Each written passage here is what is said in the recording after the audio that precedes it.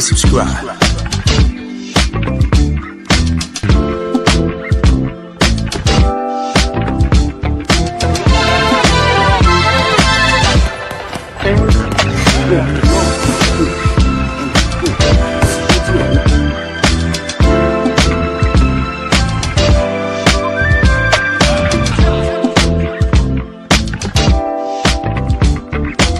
Subscribe to my guy, Uncle D. Tell him Big Bass sent you. Diaspora. I'm an attorney here in Houston, Texas, an advocate for black men, largely because I am a black man. I'm a black father, I have black sons. Hey man, I do what I do. My name is Dennis Sperling. I'm an attorney here in Houston, Texas. My mandate is to be an advocate for black men, largely because I am a black man. I'm a black father, I have black sons, and I want to make sure that the issues confronting black men are defended, protected, enunciated, spoke upon by black men who have a vested interest in the black community. And so my draw to the black manosphere, or YouTube in general, to use my voice, my wisdom, my experience, was solely because black men weren't being heard. But they're hearing us now. They're hearing us as to our issues related to modern relationships, politics, education, finance, and so many other things. And I'm extremely proud of these gentlemen. I'm extremely proud of the people who put this together. It is a wonderful event, and I look forward to attending in the years to come. Hey man, I do what I do. I say, here's my $250,000. I want this to air there. So I didn't have to kiss no butt. I know I wasn't. Damn sure ain't gonna put on the dress and wouldn't let my sons do it.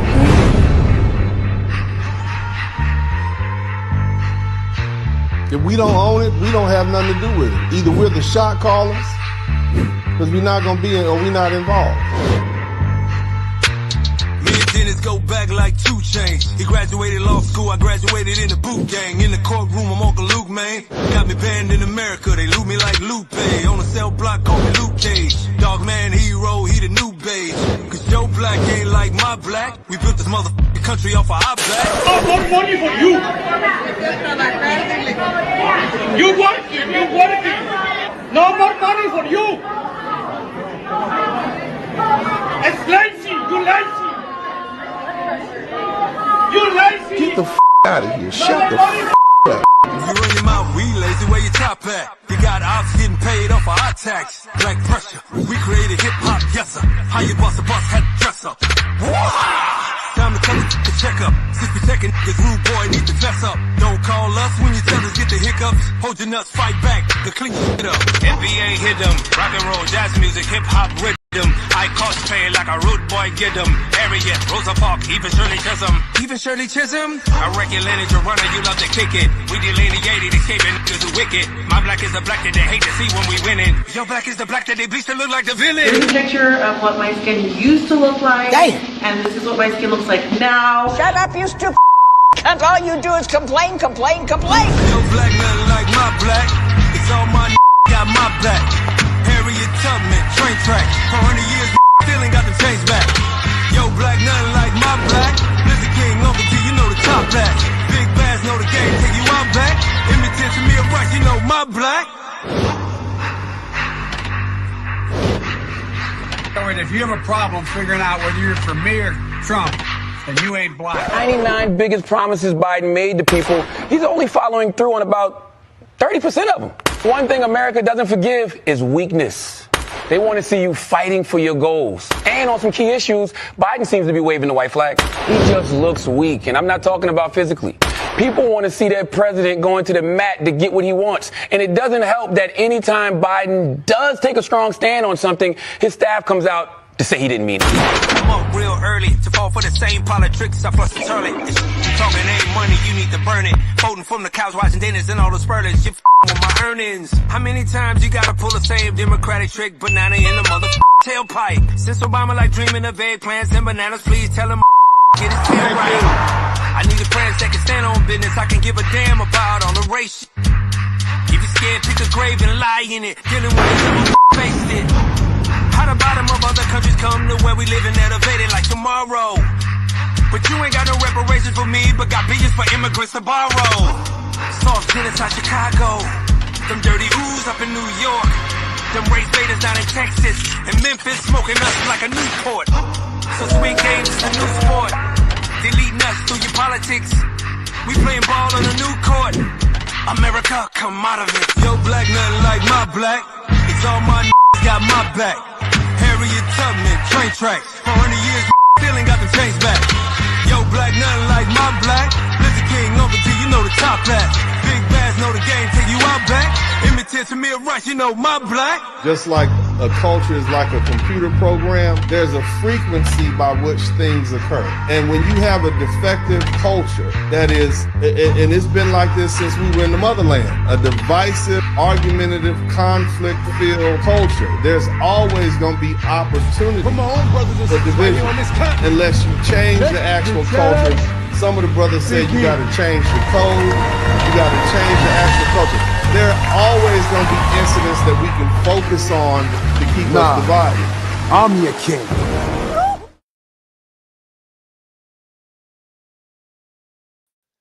Yeah, man. Shout out to Big Bass Life. My man is like the voice of a movement. This whole political movement coming off of YouTube. First, there was a social movement and whatnot, and you have the Kevin Samuels was the mouthpiece of that, man. He took all the talking points from what they call the manosphere and took them mainstream. And man, but Big Bass Life definitely has the theme song for the music. I'm gonna try to call him up and see if I can get autograph or something. You know what I'm talking about? Yeah. What's up, baby? What's up? All right, everybody. Welcome back to the broadcast. My name is Dennis Sperlin, also known as the Blizzard King, and I'm known for delivering the cold, hard truth. I got my lukewarm, room temperature water here. That's delicious little tap water for Uncle D. And man, we're gonna go ahead and dig straight into it, man. Look, make sure that you hit the number 1 button. Make sure, for me, okay, I need y'all to do this for me. Make sure, if you haven't already, okay, go ahead and hit that like button, man. Hit the like button as you come on in here, baby. Don't cost you nothing. I know you don't have no money right now. I know the federal government done fired you from your job. You got to find a new job by August. Shout out to all my people up in D.C. You going to get a new job. You had that good federal job, that good government job with them benefits. All you needed was 3.5 more years. And you was going to have that full retirement. Now you're like, man, I should have got out of here back in 2021. It's all right, though, baby. You're going to be fine. We're resilient people, praise Moses. You're going to be fine, all right? Everybody in the chat room, you're going to be all right. But nevertheless, man, make sure you hit that number 1 button. I'm going to need you all to hit that subscribe button. And for all my special members, praise God, all my special people out here, make sure if you haven't joined the membership, you have, because I got some great stuff. It's behind that paywall. I think my membership is probably the cheapest on YouTube. I think I charge $2.99 or something like that, baby. You're never going to get a plethora of information. I remember back when I used to really care about y'all, I put something out called How to Be the Man Around Town. And you can take that and go to any country in the world, and it gives you the blueprint of how to move when you get to these foreign countries. You understand what I'm saying? Even in the United States, anywhere, it teaches you how to move, how I move. You see what I'm saying? So y'all make sure y'all get on behind that paywall, become a member. We need about another 20 memberships, and that'll give me the 200 members right now. I got about 180 members. So y'all make sure y'all go ahead and join in. Now, that being the case, let me give a big shout out to my membership. Big shout out to Mr. Barry Little. Shout out to you. Shout out to Devin Townsend. Shout out to, who else? What are the rest of my members at? Shout out to Mark the Freelancer. Good looking out player. Yeah. And of course, big shout out to the wrench mob. Y'all keep the wrench, keep the chat room nifty. You understand what I'm talking about? We're gonna keep it kosher, we're gonna keep it clean. But anyway, again, we are back on it. You guys know why we're here, okay? And it's a stark reality that we're dealing with. We know that the world has changed, and we need to confront the fact that these immigration policies hey, Trump has came in smoking hot. They are now deporting people. They're deporting African immigrants to Panama. You understand what I'm saying? I want you to understand.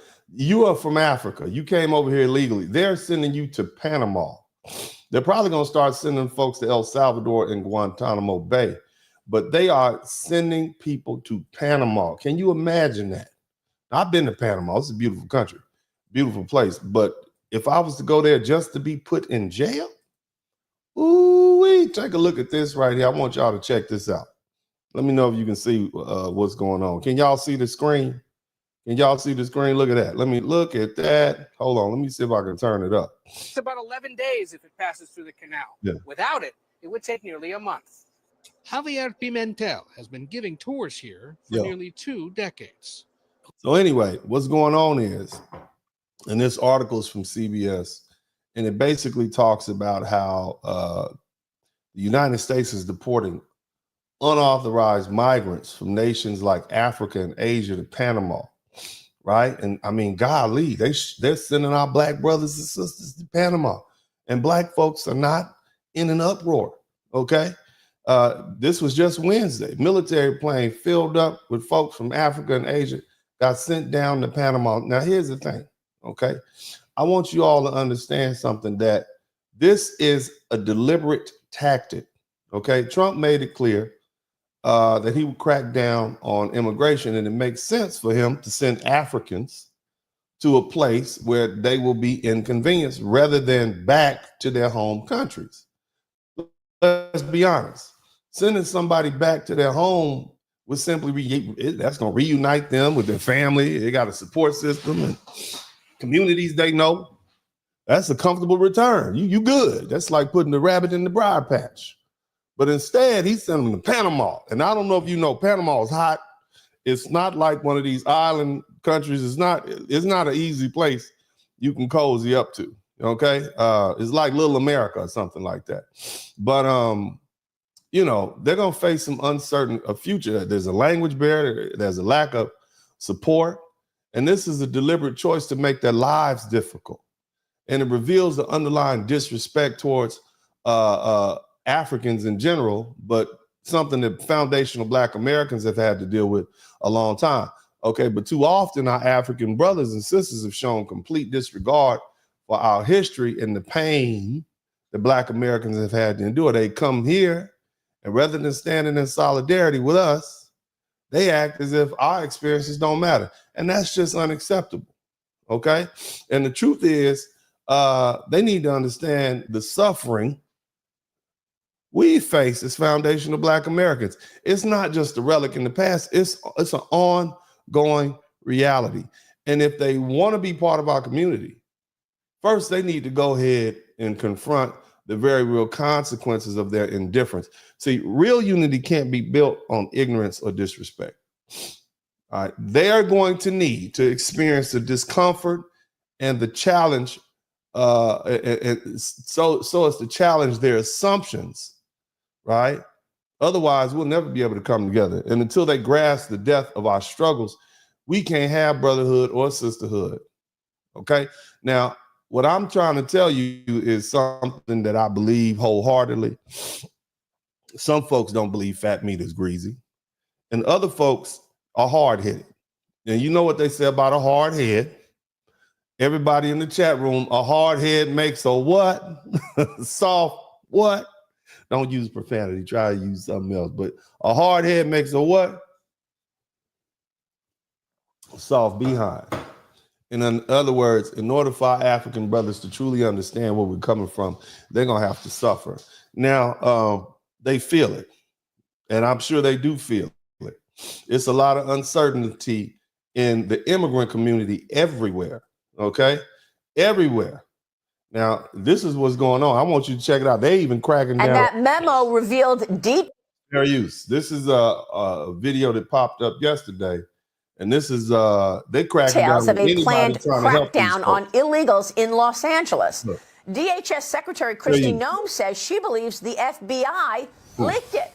Noem posted this on X. The FBI is so corrupt. We will work with any and every agency to stop leaks and prosecute these crooked deep state agents to the fullest extent of the law. You hear what they said? They're about to start putting people, they're going to put the FBI, Department of Justice is going to put the FBI in jail for leaks. So what does that tell you about how serious they are about getting rid of these immigrants? Nobody. If you even think about trying to help these folks, then your butt is, you got a problem. You understand what I'm saying? This is how serious the United States is about getting rid of people. They're going to start putting FBI people, members of the Federal Bureau of Investigation are going to the federal penitentiary.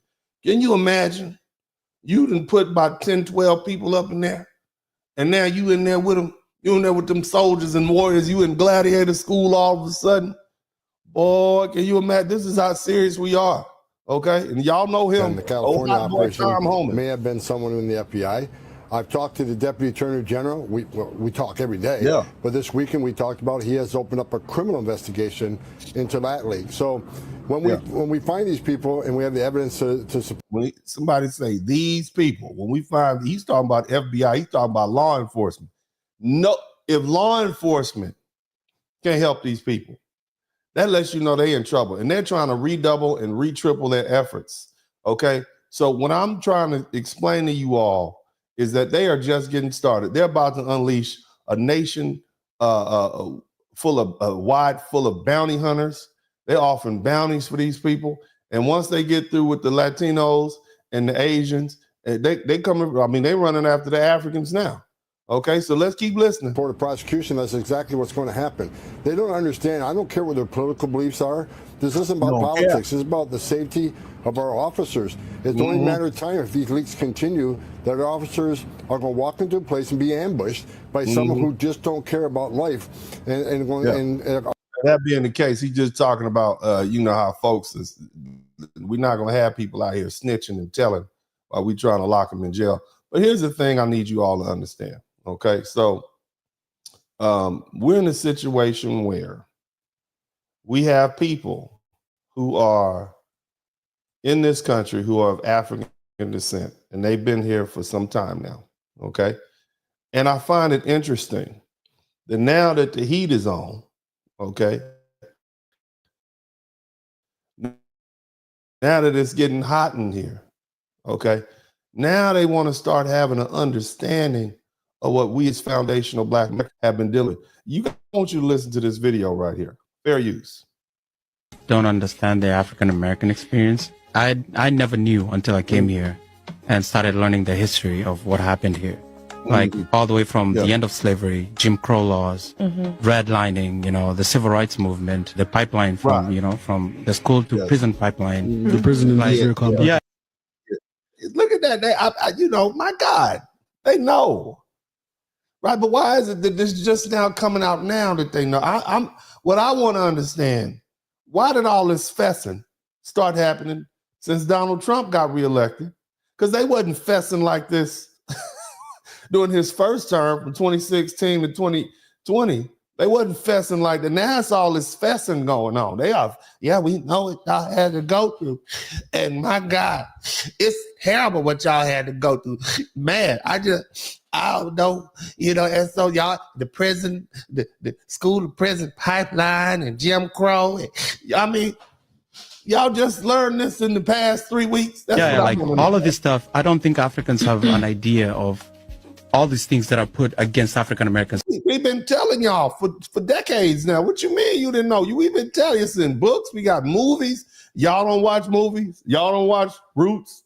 It's another African actors and entertainers playing Harriet Tubman and all. I mean, you got a black dude from Africa playing Martin Luther King. Y'all didn't know nothing about that?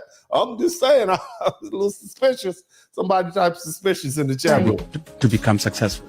Like even the Africans that are brought here, we're brought and we're put into like nicer neighborhoods. We know. They don't put us in Southside Chicago. We know. Y'all, that's what we were trying to tell y'all. Come, when did you learn all this? When did you learn? Where you literally have to get a gun to survive, you know? my family members in. Now you said they said we was lazy. I don't forget that. All my Akatas, all my foundational black Americans, where all my stray cats at? That's what Akata mean bush cat, stray cat. Where we at? All my Akatas. We was Akatas like for the past 50, 60 years. And now you want to have understanding. All of this fessing that you're doing is confusing to us. Okay, that it's confused. Like how did y'all knew this before Black History Month? Okay, but now all of a sudden you've been knowing for years. All this fessing is just interesting, and they back to back with the U.S. When they go to the bank to take a loan, they will be given a loan. But when their African American friends go there, to take the same loan, they will deny them, from having a loan. When it also comes to jobs, for example, just to apply some jobs. How did you learn my that? African family, with African passport, they will give them some jobs, Right. And then the African Americans, they know they will not be able to have the same jobs. So God bless this brother here for explaining these things, to the Africans who thinks that they are in the United States and they are better than African Americans, because of their hard works, they are there. Hard work. Somebody type hard work in the chat room. Hard work. Somebody type hard work. Remember, we lazy. We don't work hard. Remember that? Do we say that? Keep listening. As he said, from the time of slavery all the way to the Jim Crow era in the United States, not only that, but even today. Look at all of this confessing that's going on. Look at all this confessing. When have we ever heard this much confessing from our African brothers and sisters in such a short period of time? When have we ever, lazy, you don't work hard, you work harder, just work harder. Work harder than stop them people getting deported. And just so you know, the people on the plane that they just sent to Panama, the Africans they sent to Panama, they weren't criminals. They didn't have criminal records. They were just in this country illegally. Just like a lot of Ukrainians and other folk, Canadians. You understand what I'm saying? So these weren't criminals. They sent out families, all these folk, mom, dad, everybody got to go. You going back to Nigeria. That's what they said. The way the system is built, you as an African with an African passport, the system will favor you than the African Americans because of what? You knew that already. You knew that already. And you just now saying it now. But why? Why now? The system knows that first, you are not American, Yes. So, and then not only that, but they can also put a pressure on you, just like at your workplace, to do certain things, even you don't want to. Why? Because you do not want to lose your green card. So you heard what the young man said. The system knows you are immigrant. The system knows you are black. You are black. And so when they tell us that I'm black and you black, I just work harder than you, I'm better than you, different cultures better, they are now acknowledging, this gentleman is now acknowledging that the system recognizes them as immigrants. Not just as black, but as immigrants. And so they don't have to deal with the same systematic oppression because they're classified as immigrants. Black, yeah, there's going to be some day-to-day prejudice going on, but it's not systematic because they give them the benefits. Now, check out what he just said. When you hire us and we go to these jobs, they know we're immigrants, so they can treat us worse because we have to take it. Otherwise, guess what? We get sent home. Let's keep listening. Or you do not want to lose your job, which might just put you at the risk of deporting you back to your home country. I have seen a lot of Africans, on the internet talking about African Americans being lazy, being lazy. Somebody type lazy. We know. Being that, We seen that. If you think because of your hard work you are in the US, why don't you sit your ass in Africa, to work hard? Sit your ass in Africa. Shout out to Greta Williams. Thank you for being the first person to contribute to the super chat. Look, I'm just saying they confessing. It's not just the Latinos confessing. Everybody's confessing. Why are we the subject? All my foundational Black American brothers and sisters, why are we on everybody's minds and lips right now? Are they why aren't they attacking the foundational? Why aren't they attacking the Black American? But why? Because we're not immigrants. That's the first thing. But why are we on y'all's mind like that? Asians are talking about us. That we need to get together with the Black community. I just did that broadcast yesterday. Latinos are like, well, what about the Black community? Come stand with it. Now you got Africans talking about it. Next thing is going to be the Europeans is here from overseas. It's like, we need to get the Blacks involved. You see what I'm saying? To get what you are having right now in the US, but no, because you can't make it in in Africa because of the way our system back home here also is not enough jobs for people, not We know it's a system you left because you didn't have the intestinal fortitude to fight like we fought against people that even look like you. We fought against people that literally were culturally made and raised to believe that we were inferior, and we fought against them and got rights. We are literally in the belly of the beast, and we fought for equal rights for Black folk. That lets you know the caliber of people we are. That lets you know the caliber of human beings we are. I don't care what kind of, I don't care how many songs Glorilla makes. I don't care how many songs and booty clapping noises that girl made. What's that girl's name? The Stallion. What's her name? I done forgot her name already. The damn, what's the girl's name? Y'all know her name, man. The damn Stallion girl with the big brown booty. What's her name? I don't care what she does. You still can't take away from who we are, Megan Thee Stallion. I don't care what you see and what you believe. At the end of the day, we are an amazing and dynamic group of people that everybody around the world would love to be able to emulate, often duplicated, never replicated. You understand? We are the original. Y'all keep that in mind when these folk be around here calling us lazy and all that. Look at all we've done. That's some, you know, don't get me wrong, we got a little degeneracy going on. But at the end of the day, we are an amazing and wonderful people. Keep listening. Jobs, you know, but you, for example, who is from a minority family, let's start with, you know, you will not have the chance, I mean, to be able to do something here, because it's not about what you know, it's about whom you know. The same system is in the United States put in place for the African Americans, you know.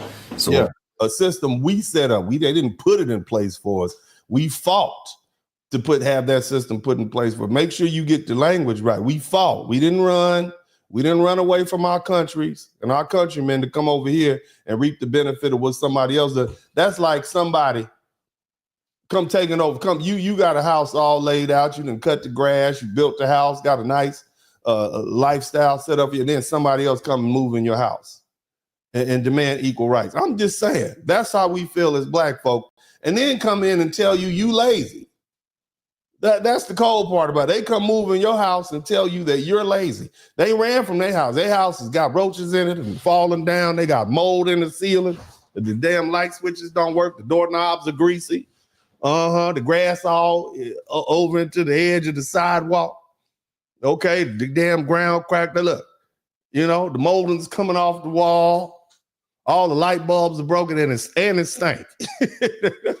And they leave their house. No food in the fridge. They leave their house and they come over to your house and they start wearing your clothes and looking good and pretending like they're you, and then got the nerve to tell you lazy. This is, look, I would say this. It's one thing for Latinos and Asians and stuff to, you know, speak derogatory about foundational Black Americans. It's a whole nother level of disrespect when it comes from our African brothers, especially since we had held y'all in such high regard. Okay, I just want you to understand that it's a special kind of disappointment that we have. Not even more so, not necessarily for our Caribbean brothers and sisters, because we know they on some effed up stuff too. They got some problems there, had to deal with slavery. In many cases, theirs was worse than ours, so they dealing with. But for our African brothers who come here, especially from the part of Africa that we predominantly are from, that's the West Coast. You know that little armpit right there, that little armpit of Africa right there, Togo, Benin, Nigeria, Ghana. It's a special kind of, you know, it's a special kind of disappointment that we have for you all. But let's go ahead and finish. I want to see all of you Black Americans. I want to see all of you Black Africans, you know, to work together. Oh, you want us to work together? Oh, you want us to work together now? Oh, is that right? You want us to work, but you've been calling us cicatas though and telling us we lazy. You wouldn't want to work with lazy people like us. You don't want to work with us. We need to work harder. You don't work with us, bro. To know that we are all families, you know. Oh, I am we African, family now. And then it hurts me. But we're not from your tribe. We family now. Because see, before when we said our African brothers sold us into slavery, y'all said, no, because we're not family, because you had a different tribe. So really they were selling their enemies into slavery. So we not family. Y'all gonna have to make up your mind. Okay, when the heat get hot and then you come running because it's hot, that's not genuine to me. And I think I can speak on behalf of most foundational Black Americans. It's not until the heat got hot and Trump starts sending folks home that y'all want to come start confessing how proud y'all are of us and how amazing we are. We knew that. We knew we was amazing a long time ago. What are you talking about? You can listen to our music and look at how the world looks at us, and look at how look at how a young group of boys from Ohio can go around the world and be the Jackson 5, and the whole world looks at them. Another little boy from Wisconsin, Prince. We know that. The whole world knows our story. We know that we're amazing. Beyonce. You got people over in Pakistan. All the things. We know we're amazing. You ain't got to tell us that. We've been knowing that. The problem is, why are you out here throwing out compliments like they're fish bait, trying to get us on the hook to come back in and help? You talk about unity and family. I don't know. A lot that by seeing Africans on the internet in the United States, trying to bully the African Americans, That's what you've been trying to do. You're trying to bully Africans. Taking them as lazies, or taking them as they don't work. But this is what happens, if you do not learn your history, and not only that, you also think that white man is God, Yeah, Trust me, so many of African people are brainwashed to believe in this, Sadly, we even have leaders right now in power who are working for the same people who are oppressing the African Americans in the United States. The same people, our own leaders in Africa, are also oppressing us, Okay, but those people are Black. That's an in-house problem. Y'all can get that. Y'all can work that out. Okay, we got a whole different kind of problem. Don't try to compare yours to ours. We were sold and brought over here in the hulls of ships with nothing. Okay, we were stripped down of everything, even our language, our culture, and everything. Many of us don't even know what part of Africa we from. You understand what I'm saying? At all. Many of us just now found out about it. I told you guys the other day, I got a bill of sale for my whole family on my mother's side. But they were sold from one white man to another back in Mississippi, back around 1840. I told you guys a story of my great-great-great-great-grandmother who was married to a man named Riddick. But at the same time she was married to a man named Riddick, she was the property of a gentleman named, and I'm going to call him gentleman loosely, of a white man named Captain Jones. And so she had as many kids by Captain Jones as she had by her husband at the time. So what does that tell you? It tells me it wasn't consensual.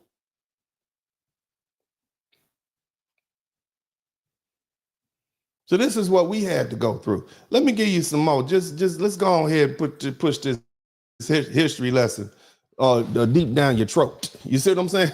Let the white man speak. Go ahead and speak, white man. Set to launch their free breakfast for children program in Chicago. Police broke into the church where it was going to be held and urinated on all of the food. Let that sink in. You understand what he just said? The Black Panther Party for Self-Defense had a Feed the Children program. Okay?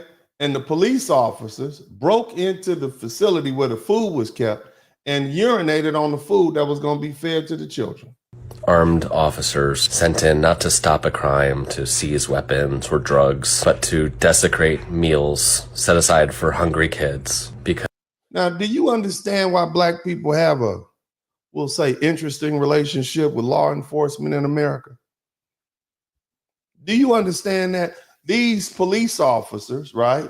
Blue line, somebody, all the blue line, support the blue. They broke into a place where children's food, which was going to be served the next day, and urinated on it. And this is just feeding each other for free under an unjust system is one of the most dangerous things that you can do. The Black Panthers understood something truly radical. Hunger was not just a personal misfortune, it was political. Under capitalism, when people struggle to meet their own needs, they're told that it's... They kept our children hungry, they kept our neighborhoods starved, Mind you, at that time, 60% of black people lived below the poverty line. We were fresh off the plantation. You understand what I mean? My family immigrated from Mississippi to Los Angeles in the 1950s and 60s. They moved to the east side, the bottoms, over there by the Pablo projects. That's why that was my first memories. Growing up on the east side of LA by the Pablo projects off Long Beach Boulevard. And we were hungry. Not necessarily us, but as far as a group of people, we were hungry. And so they control the food, they control the money, they control the resources. So here comes the Black Panther Party for self-defense. We're going to feed the children and send them to school. But the government wanted us to be dependent on them. And so these are some of the dirty things they did. This is not something that they talk about. But nevertheless, these are some of the things that we had to go through. Their fault. Work harder, be more responsible. Work harder. Mutual Y'all sound like the white man. Work harder. It shatters that illusion. It exposes the truth that suffering is not a personal failure. It's a designed outcome of exploitation. And when people realize that, they stop feeling ashamed. They start feeling angry. They start. Now let's go back to the African brother. In Go the ahead. United States, these black Africans who thinks like this, they just think the same as some of our leaders here right now who are working with these Western powers to oppress the black peoples in general.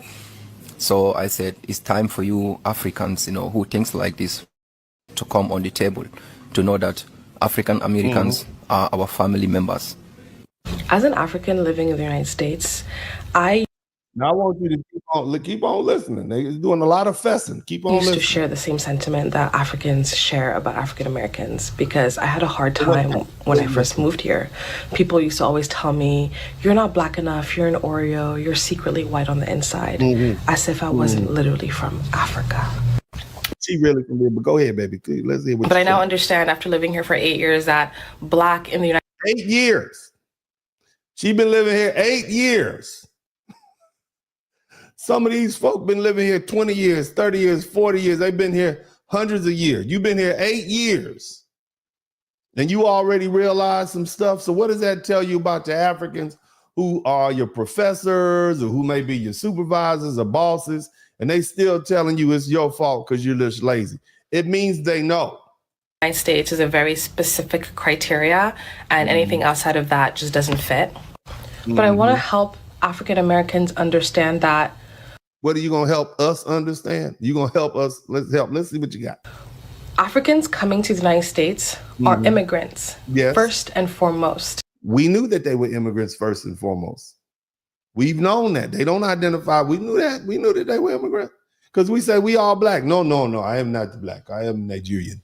And matter of fact, I'm from this tribe and that. That's what you say it. That's what you say it.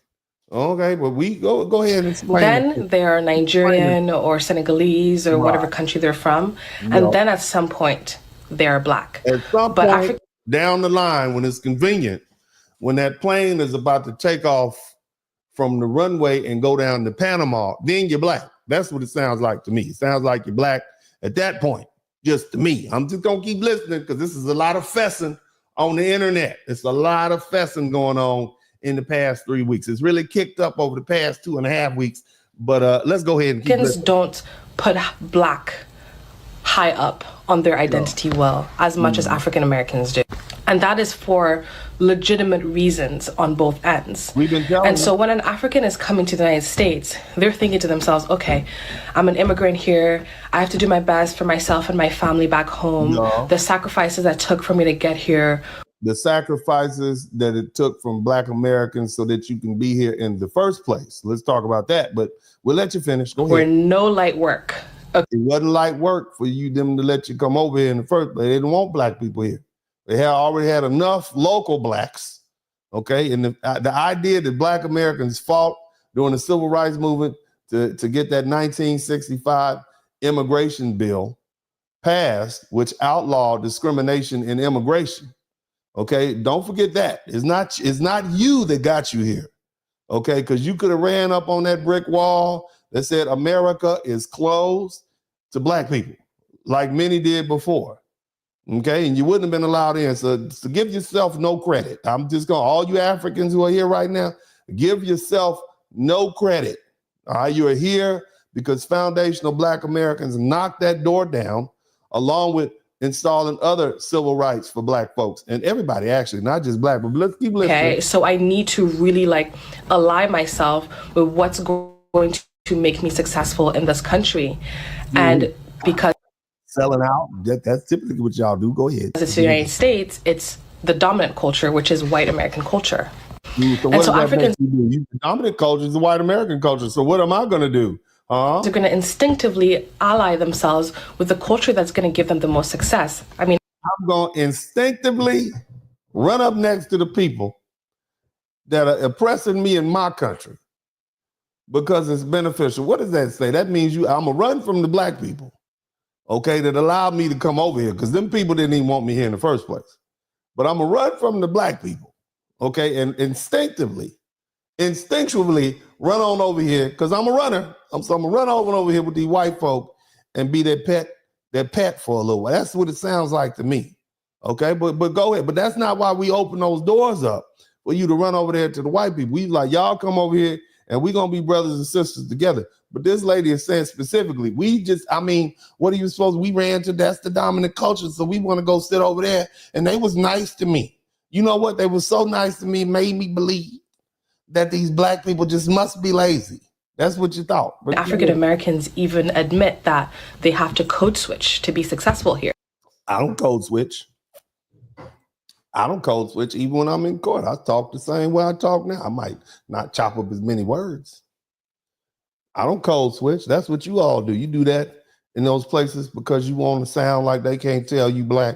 If you can just talk like, oh yeah, how are you doing? I don't code switch.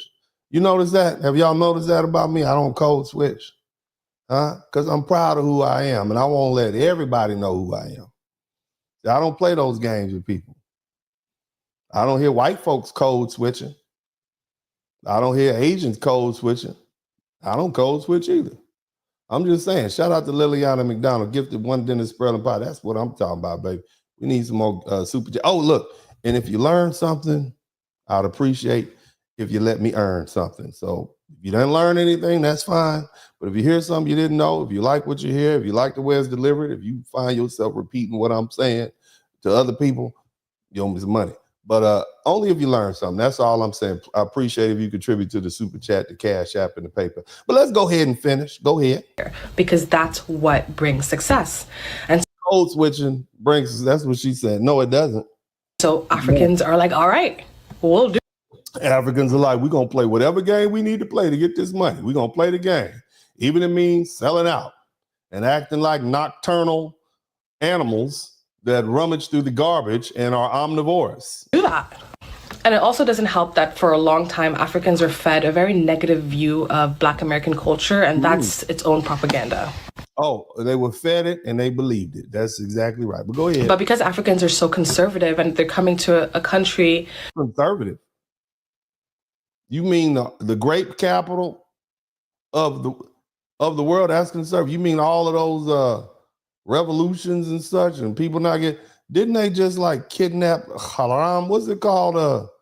Boko Haram or something like? Didn't they just kidnap like 400 little girls from a facility and just took them and ran off with them? I don't think that's conservative. That's not the type of conservatism that we want. Okay, we like conservatism with law and order.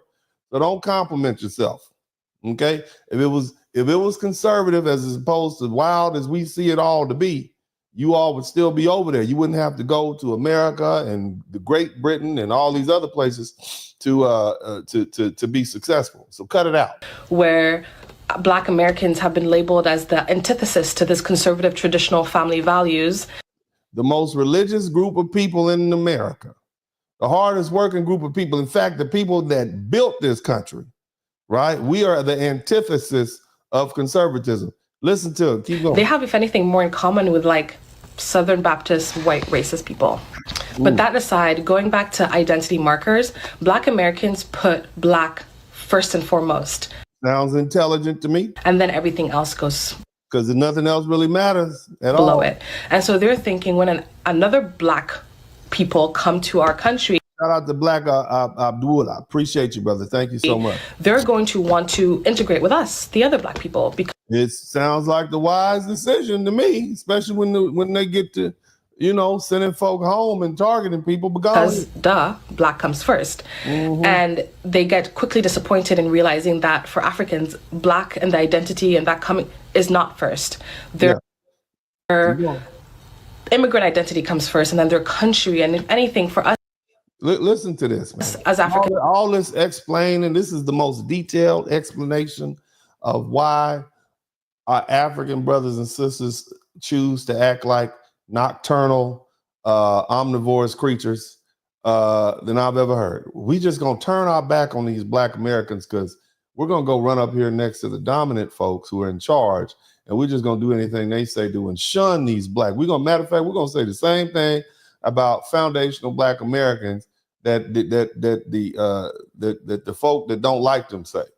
Imagine how disappointing that is to black people to hear our quote unquote own brothers and sisters speak disparagingly about us after we were the ones that opened the door up so that you can get in the first place. I want you all to understand that. And now it seems as though all of this understanding has come about in the past 3 weeks. I find that amazing that all of this understanding has showed up when Donald Trump, hot boy DJ Trump, the hottest rapper in America, okay, him and Tom Holman got together and say, not only are we going to send these Latinos home, but we're going to send the Asians and every African we can get, including all y'all going. Now it's some understanding. Because, see, you've already demonstrated to us that you're opportunistic. You've already demonstrated to us that you will gravitate to a group of people who don't like you in the motherland and definitely don't like you over here. But you're going to run up next to them and spink with your own code switching, right? And fake and fraud. So how can we even trust you? How do we know this is just not another trick to get you through the day? I'm just asking questions. Okay? To feel like that's my brother, that's my brethren, or whatever. You have to come from the same tribe as us because we have so many black people around. We don't automatically pre-select for black, but black Americans don't have so many black people around, have had to defend and protect their culture amidst a dominant white culture, and so they listen to all this confessing. Golly, I mean, this is an excellent. This lady needs to write a dissertation. Shout out to Johnny Harris. They already pre-select and are overprotective for black. And so that's why I think at the core of it, there's like a deep misunderstanding because of not realizing that we put, where we put our identity markers. We understand. We understand very well. You, and clearly you understood too. You just chose not to acknowledge that and come over here and unify. And what we put first and what we prioritize are so different culturally because... I'm going to tell you, brothers and sisters, something. Look, when you start letting Africans from Africa get in power, and if they haven't earned it, they're going to treat you worse than the white man treats you. I'm just letting you know. This is the nature of this personality type. When you get an opportunistic person or group of people like that, shout out to Cassius Chris. When they start becoming in charge, they got to show the white man that they can treat you worse. Just keep that in mind. They have not suffered. The door was open for them. Shout out to Miss Elaine. The door was open for them. They didn't suffer. They just stepped in. They swept it out. I worked so hard to get it. Okay, you filled out some documents and you took a plane and you came over here. You took a job. You went to school and now you're a doctor or whatever. Okay, that's not what we had to go through. You didn't get hit in the head with bricks and water hose and have to see your parents eat their food out the back door and be treated subservient. You didn't have to do that. I'm just saying, don't compare your struggle to what we had. This woman been here 8 years. Baby, I got underwear older than your time in the United States. I'm just people. That doesn't say nothing much well about me, but you have not been here that long, baby. I'm just saying. Our differences in trauma, realistically. And so it does make sense that Black Americans will be like, oh, my people, my brethren, come here. And African because y'all didn't want to understand that. Shout out to Oakland. Americans or Africans, coming to the United States are like, I'm just trying to make it here. Yeah, I'm trying to make it here at all costs. I'm not going to get involved in that black stuff. I'm here to be a nocturnal animal and do whatever I have to do, okay, to succeed here in America. Okay, that's what you said. We know that. We just thought, y'all was doing, shout out to Black Sand. But all this, I mean, it's amazing. A lot of work to immigrate to. It took a lot of work to the United States. And so it took a lot of work to immigrate. You walked up here in 2021, many of them. The rest of y'all filled out some documents and showed up at the airport with your passport. Did it really take a lot of work? I mean, I'm just asking, but let's keep going. Y'all can stay over there, and I can see why it's hurtful, and I can see why it's taken personally. Oh, it's beyond hurtful and personal. We're pretty much done with y'all. That's what you need to understand. We ain't out there protesting, even though they just sent a boatload of Africans to Panama. That's what you think is hurt. Hurt was like in the late 1990s and 2000. We beyond hurt. Now we just indifferent. Okay, I'm just saying. It ain't hurt. You would like to get us hurt means we care. We don't care anymore. That's what I need y'all to understand about foundational Black America. As far as Latinos and Haitians and Jamaicans and Ghanaians and Nigerians and the Asian, we just don't care anymore. And that's why y'all still calling our name right now. Shout out to Ant-Man Tony. They calling our name, not because we care, not because we hurt, it's because we are indifferent. That's why we are not running out there. And they like, hold on a minute. And I can see the deep misunderstanding and the betrayal that African Americans feel. No, but it's unfortunate, and that's just a betrayal, baby. Shout out to Easy 7700. The betrayal happened when we were sold from Africa over here. That was the betrayal. Now y'all just proving to us who we thought y'all were. You had your second, third, fourth, and fifth chance. And now, y'all been here since like the 80s and numbers. It's like, man, baby, it's been 45 years y'all been coming over here. That's what I need you to understand. In 1965, they amended the law. Africans start really coming here deep in about 1980. Okay. So in total, man, y'all been here coming over here 60 years. You don't think we got y'all figured out by now? You don't think we got it figured out? It's so much so we know what you eat. We go to school with you. Some of us have professors. Hell, we got people that are married to Africans. Shout out to Mr. Medica. We know y'all. We got y'all figured out. We like, got you. And so now at this point, okay, y'all just whatever. Okay? Reality. But if we can talk about it from this perspective, I think we can get to a We're not talking. Look, you need to talk to Tom Holmes. Better understanding. But I also believe that Africans that spend enough time in the United States. You need to go ahead and go through what you need to go through as a group of people. Go through that crucible of disrespect and dishonor, and then we can talk. Get to this compassion and understanding of the Black American community.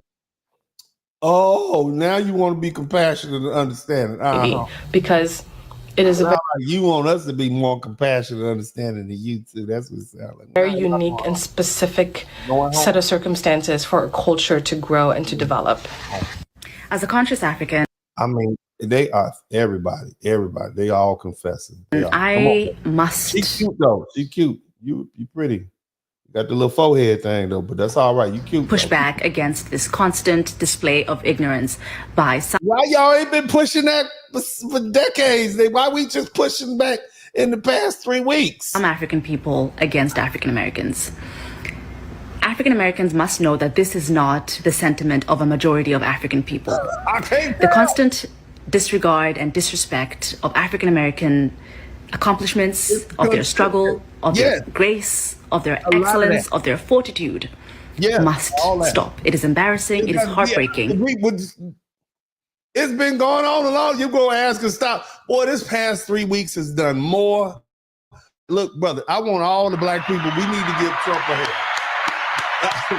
This is one hell of a Black History Month. They are reciting our Black history to us. We need to understand what happened to them. We need to get them back out there on the front lines. Otherwise, Tom Holman is going to send all our butts home because we immigrants. We need, golly. African Americans must know that this is not the truth. If you ever get a chance of visiting the continent, if you've ever... It costs like $300 to get a visa to go over there. What you mean? Oh, what you mean? Visited the continent, you will know that you are loved, you are supported, and you are embraced as. No, we not. Y'all be taking our little houses and knocking over our little buildings and taking our little money and beating our little women up to come over there. That's what y'all be doing. We see it on the internet. Member of this African family, because you are a member of the African family. Oh, we a member of that? Well, give us some land then. How about that? Give us some land. Okay, that's what I need you to give us some. Take Africa, come on back. Don't worry about the paperwork, baby. I got that. Treat us like we going through the VIP line at the club. That's what I want to do. Yeah. Who's that? Come on in, y'all. Now you Europeans stay over there. All the black folk from America. Where you from? Compton, Detroit. Yeah, come on over here to the VIP line. How you doing? Treat us like that. Don't treat us like we trying to come over there and bum rush. Go ask all them Africans if they want black Americans to go. No, we don't want them to come. They are violent and crazy. They're gang members. That's what they say. Yeah, don't nod. You don't treat us like we in the VIP line. You treat us like we, the group of people with the ugly chick that's way in the back, okay, with the meat hanging off the side of the heels. That's who you treat us like. That's who you like. We got dusty ankles up in here. Shout out to all my Akatas out there, all the wildcats. We should get a team called the Akatas up in here just to show them how we do that, how we flip the script and turn it around and make something exciting about it. All us wildcats know how to survive in the wild. Y'all out there, y'all some domestic cats in the window looking out the window. And now they done put you outside with the wildcats. And then Tom Homan is the cat catcher. He's sending y'all home. Oh, he's sending y'all to Gitmo. That's what I'm talking about. And this display of ignorance by Africans, especially those Africans who have decided to settle on this soil. They didn't settle. Your words, you're very selective with your words. They bum rush the door and start taking up spaces in the United States meant for foundational black America. There's no settlement. What are y'all from? Colonizer? We settled here. It was settled. No, it was already settled when you showed up. On American soil, must understand that it is because of the struggle, it is because of the sacrifices of African Americans that we are able to be here, that we are able to enjoy these things. It is right. Because and so you are exposing your own ignorance. Speaking this way. Speaking this way. I know. Stop it. Stop it. Stern, stop it. Okay, what you got to say, baby? I feel like as an African American, this diaspora bullshit. I have to chime in here because I haven't seen a lot of videos with the AA versus Africans conversation, but this propaganda, this is so westernized. I literally just spent a week in Africa. I went to 3 different countries. I was there a week and a half ago. I went to Egypt, Morocco, and Senegal. I literally never felt any type of tension between Africans and myself while on the continent. And that was not. You went on a vacation and you didn't feel. That's good. That's wonderful, baby. I'm happy for you. That's not my first time on the continent. I have been to Ghana, South Africa, Tanzania. You got some money. I can see she got some money. You traveling all them places like that? Either you got some money or you got a rich boyfriend. I'm just saying. Go ahead, though. Kenya, literally no country I've been. Shout out to Chosen 1690. Made me feel unwelcomed or like I wasn't a part of. But did you stay or would you just visiting and whatnot? I mean, we'd like a little bit more detail because as far as I thought, we was lazy Akatas that didn't need to work hard. That's what they told us. Those people, that land, nothing. Regardless of these conversations, please do not let these conversations stop you guys from visiting African countries because it is not like that over there. I promise you. We have to stop this foolishness. Like, it's not going to get us nowhere fast. We all just got to love each other. I'm doing my best, but they keep with the foolishness, and I'm doing my best. We came to America newly. Yes. I used to think African Americans are lazy. They don't. Yeah, but the other girl just said when she went over there, she got treated great. But you're African from Africa, and you saying you thought it was like, hold on a minute. To work and all that. You will never understand the struggle of African Americans until you live in the system for 5 years. Then you understand that being black. Been 8 years. He's been here 5 years, and he already know. Go ahead. Back in the system is already playing you 10-0. Like you are 10 steps behind. Yeah, that's the schools in black neighborhoods, they're all underfunded. The only thing you can find anywhere, everywhere in black neighborhood, I'm listening. keep drinking and keep yourself busy. Now I understand why everybody's fighting so much to live in white neighborhood. Before I used to say they are not proud of their skin color. They don't love who they are. But they are actually fighting for their children's future because being black in the city. I don't think black people are fighting to be in white neighborhoods, sir. I think we're fighting to have decent accommodations for our living. And let me explain to you why. Because see, this is what I'm talking about when they don't really know what they talk about. Let me give you a little about the history of black people. This week. White people openly ate black people until the mid-1970s. I'm sorry, what did you say? Did you say that? Because she said that black folks was running to try to get into white people's neighborhood.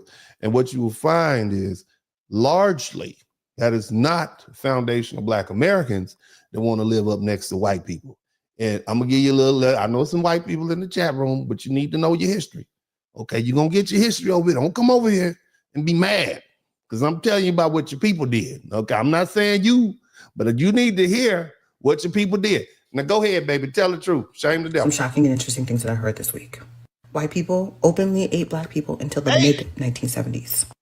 They openly ate people to the 1970s. I actually have this book. They ate their slaves and they sometimes ate free black people after lynchings. I went down did you hear that? Do you know what they did? I'm gonna let her finish. Rabbit hole of scholarly books that discuss this topic, so my search history is now compromised. These books I want y'all to find Nat Turner's grave. I want you to Google Nat Turner's grave in the chat room. I don't want to get demonetized, but keep listening. The consumption of black people literally with documented cases and figuratively as a spiritual and societal phenomenon. People refuse to understand how slavery, racism, and segregation are rooted in profound darkness and evil. So what I'm trying to explain to you all is this. You Africans from the continent, you will in 5 years or 8 years, you could never contemplate what foundational black Americans had to deal with. Ever, ever, ever. Oh, they had to work. They were just slaves. They had slavery was everywhere. Were they eating people? In these other places, were they doing that? Huh? They have something called the casual killing laws. That's because the white slave owners and was oftentimes having impregnating the slave women, the black women, and these little biracial children would pop up. And so the white woman would get angry and mad, and she would literally unalive these babies out of jealousy. Casual killing laws, look it up. And so white men didn't want to have to chastise their white women. And so they made it, if you were unaliving your property as a result of disciplining them, you wouldn't go to couldn't go to jail, couldn't go to prison. So this is what we had to deal with. You understand what impacted generational trauma is, but remember, we lazy though. Okay. Also, for centuries, Europeans ate Egyptian mummies. Google medical cannibalism in Europe. There's a major uptick of Americans talking about their emergency plans online and the asylum policies for different countries with decent human rights protections. An unelected billionaire has taken access to the Office of Personnel Management. All right, so let's go back to him. The system is now he's been here 8 years. I mean, he's been here 5 years. Let's listen to him and all his knowledge and glory. I'm just amazed at all this fessing that they're doing. It's already playing you 10-0. You are 10 steps behind. Is it you that is coming with underfunded certificates that want to be competing with somebody that is 10 steps ahead of you? Being black in... Well, you need to work harder then, sir. Okay? It doesn't matter if they're 10 steps ahead of you or 20. You just need to work harder. That's what you need. Work harder. Okay? Stay focused. All right, and don't be lazy, okay? The system is tough. You see, African Americans and Africans, we're all the same. Let us not be distracted. We all the same. We all didn't know that. I thought we were continents and y'all had your tribes and whatnot. We are all the same. The only difference is that one is living in America, the other one is coming from Africa. Let's support each other's business. If you see your brother trying to make it. No, we're not the same. Because we have dealt with a lot. We have dealt with things that most people will never be able to deal with as a group. We talking about levels of trauma, impacted generational trauma that you could not even fathom, and you definitely would not understand in a short 8-year time period, sir. Okay, you definitely won't get it that soon. All right, I just need you to understand that. But all this fessing, I find it amazing. Go ahead and keep on confessing. Let's hear what you say again. That one is coming from Africa.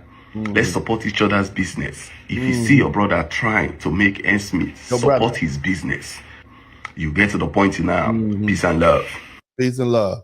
All right. Peace and love. Peace and love. And of course, they're not the only ones confessing and whatnot. You know that. But here's the thing. I want y'all to listen to this. And we're going to talk about listen to this. Now, see, here's what's going to happen next. They're going to start saying stuff like, well, we're your brothers and we tried to get along with you and everything. And why aren't y'all, aligning yourself with Mother Africa and all his children?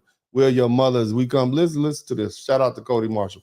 I have 6 children and still end up in a nursing home. I am so glad you asked.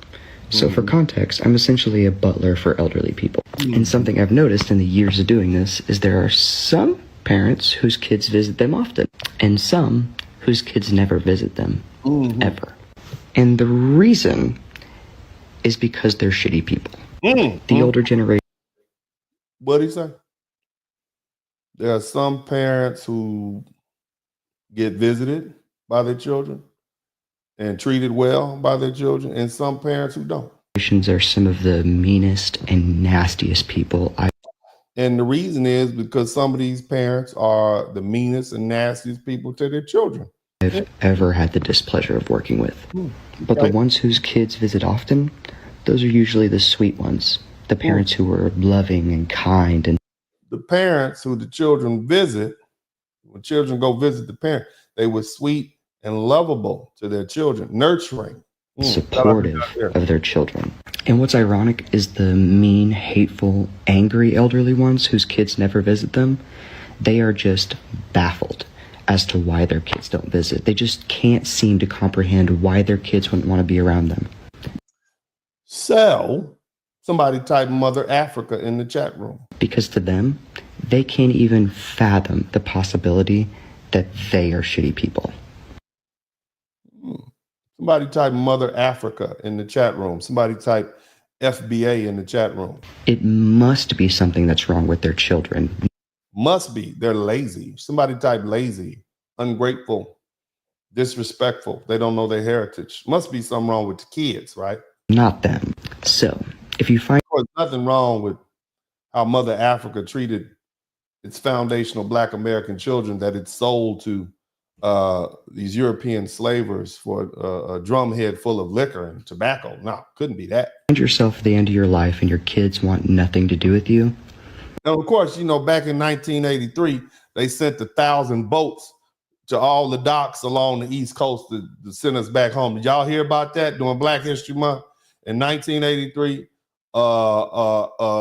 they had all them boats lined up on the East, and none of us went back. Of course, and then they sent some planes right before COVID-19 to take us all back. Mother Africa did that for us, right? Yeah. Chances are you're a shitty person and you were a shitty parent, and that's why they don't talk to you. And that's why we are where we are. I mean, I'm just saying now. Let me go ahead and get this barbecue grill ready and heat it up, baby. Let's go on ahead and barbecue a little bit. So, that being the case, family and friends, for decades, if not, at least decades, at least down there, half a century, since these first new wave of Africans start coming to the United States of America, back in 1965, I'll talk about that, the 1965 immigration law. It lifted a ban on immigration from countries where people of color, where Africans, Asians, and Latinos were coming from. Okay? That would be African continent, South America, Central America, Asia. Since then, we've been trying to help our brothers and sisters from the motherland understand the special situation that Black Americans are in. Shout out to Larry P. Unfortunately, they don't identify as Black first, and we know that. They identify with their own country first. They identify with their tribe. They identify when they come here as immigrants. Their identity structure is not built on Black unity, whereas FBA is a foundation of Black Americans because they're a relatively small number of us. We identify as Black primarily. Okay, it's not based on what state you from. It's not based on whether you grew up in the hood or whether you grew up in the country. Shout out to all my country people. Doesn't matter what region you from, East Coast, West Coast, down South, Midwest. It's always been about Black first or primarily Black. That's it. That's what we identify. Light skin, dark skin, don't matter. When push comes to shove, we all Black. Rich, poor, we all Black. You understand me? It's what brings us together. Our race that's been foisted upon us. And that's something that will not change. Not as long as we're dealing with this and we have this threat of imminent violence. We have to identify as race first. Now, for years, Black Americans have tried to explain this to Africans who wanted to try to survive in this country. And they would, we wanted them on the same page as us. But instead, and that's what we thought when we fought to get that 1965 Immigration Act passed. But instead of listening, they dismissed us. They called us victims. They said we had a victim mentality. They said white people had been nice to them. And the truth is, white people have been nice to them, but for a reason. Because many Africans were getting jobs, not because they were more qualified, but because they were more compliant. They could be easily manipulated in the workplace, made to do things. The foundational Black Americans were like, oh hell no, I'm not going to do that. I'm never going to accept that. Africans had to work hard in those jobs because if they don't, not only do they get fired, but they also risk the chance of deportation. See, there are visa requirements that force them into submission. As long as they work, they can stay. As long as they stay in school, they can stay. But the minute they step out of line, the minute they don't follow the rules, they're out of here, going back. Okay? And this isn't, I'm not trying to take away from the success of Africans who come here and made something for themselves. We are generally, as African people, whatever continent you on, we are brilliant people. Some of the most amazing people I've ever met have been Africans, Nigerians. Some of my best friends are from the African continent. Love them, brilliant, beautiful people on an individual basis. On a one-on-one basis. That's what I'm trying to explain to you. Let's not confuse the group with the individual. Some of you all are Africans right here, and you like, man, I love my foundational Black American brothers. We love you too on an individual basis, but we're talking about governments and groups. That's what we're talking about. Because as a group, you're being targeted to get sent home or sent to Panama. See?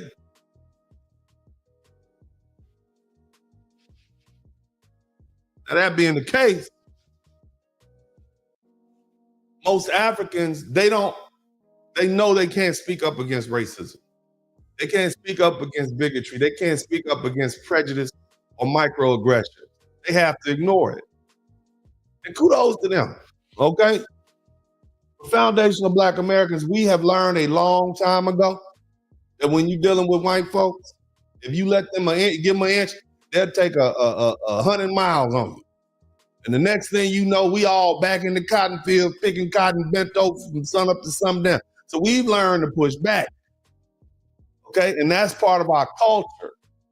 And so when we see y'all over there acting like nocturnal animals rummaging through the garbage, nocturnal omnivorous animals rummaging through the garbage, we know that you're off code and you're not holding the line.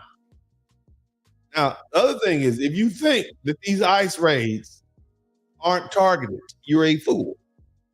Okay? They're not deporting Ukrainians.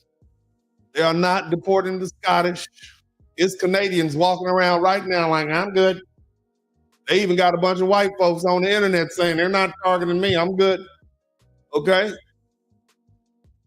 But guess who's getting sent back? Africans, Latinos, and Asians. Why?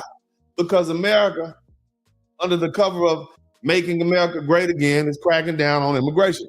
And it's really just trying to restore the white dominance by getting the numbers back in some level of proportion and striking fear in the immigrant groups. And it's obvious whether you voted for Trump or someone else, the conservative movement, quote unquote, goal is to clear the main is clear to me. And that's to try to maintain the white numerical numbers and therefore control the politics and the money and the finance. And some of you might agree with that, some of you might not. The truth is, sometimes, look, let me just explain something, okay? There's this old saying, the devil you do know and the devil you don't. Have y'all ever heard of that? You don't know what happens in this country if it's flooded with people from India, South America, Venezuela, known as one of the most, there was a study from one of the colleges, I talked about this the other day. Venezuela is one of the most racist, anti-black countries in South America. What happens if they flood our borders with a bunch of Venezuelans or people from China who practice, Asians are notoriously known for practicing open discrimination against black. What do we do now with these groups who deeply have deeply ingrained forms of anti-black racism in their culture? Huh? Might be better to leave these white folks alone. I'm just saying, I just throw it out there. At least we have an understanding with them. They ain't great, but at least we understand them. See, let's be clear. It's not just about white supremacy. In India, they have a caste system. And they've oppressed dark-skinned people for centuries. The darker you are, the lower you are on the social scale. Do we want a bunch of them over here? In China, they got anti-black racism. It's blatant. We saw it during the beer virus when African immigrants were kicked out of their homes and barred from businesses. Latin American black communities have been pushed to the margins. They've been denied resources and kept in poverty. They even got nicknames for black folks down there, even if it's your family member, Prieto, Moreno. Hopefully that'll drive some shame into you, make you want to go out there and improve the race and marry white so your kids will be like. Isn't that something? And that being the case, even our African brothers and sisters have practiced anti-foundational black American discrimination. And we find that detestable. So the question that I'm going to ask you is, why should we care if all y'all get deported? Why not just keep things the way they are? We'll keep fighting with white folks and keep making our ground. We know how to deal with them. We do it very well. Foundational black Americans and white folks have an understanding. You keep on pushing, we're going to keep on swinging. We know they do what they do. But nevertheless, foundational black Americans have been extremely successful in the United States. Shout out to Cody Marshall. We are the richest group of people of African descent on this planet. We have 1.8 million millionaires in this country, black folks. Despite being only 44% of the population, we comprise 8% of the millionaires. 60% of black men, by the time a black man reaches middle age, by the time a black man gets 30, 35, 40 years old, he is in the middle class. He is upper middle class or he is rich. There's no other group of black men on the planet like that. You got black American women, they're the most enrolled group of women in the college. In any other demographic, what does that tell you? They're having an an astounding number of entrepreneurs, which means they work for themselves. They have the wherewithal to start their own businesses. Black Americans have held the highest seats of power in this country. From CEOs to billionaires, even political leaders. So why not keep the system in place? Whether it's dominated by white conservatives, white liberal, whatever, who cares? We dealt with them all. We've learned how to work the system.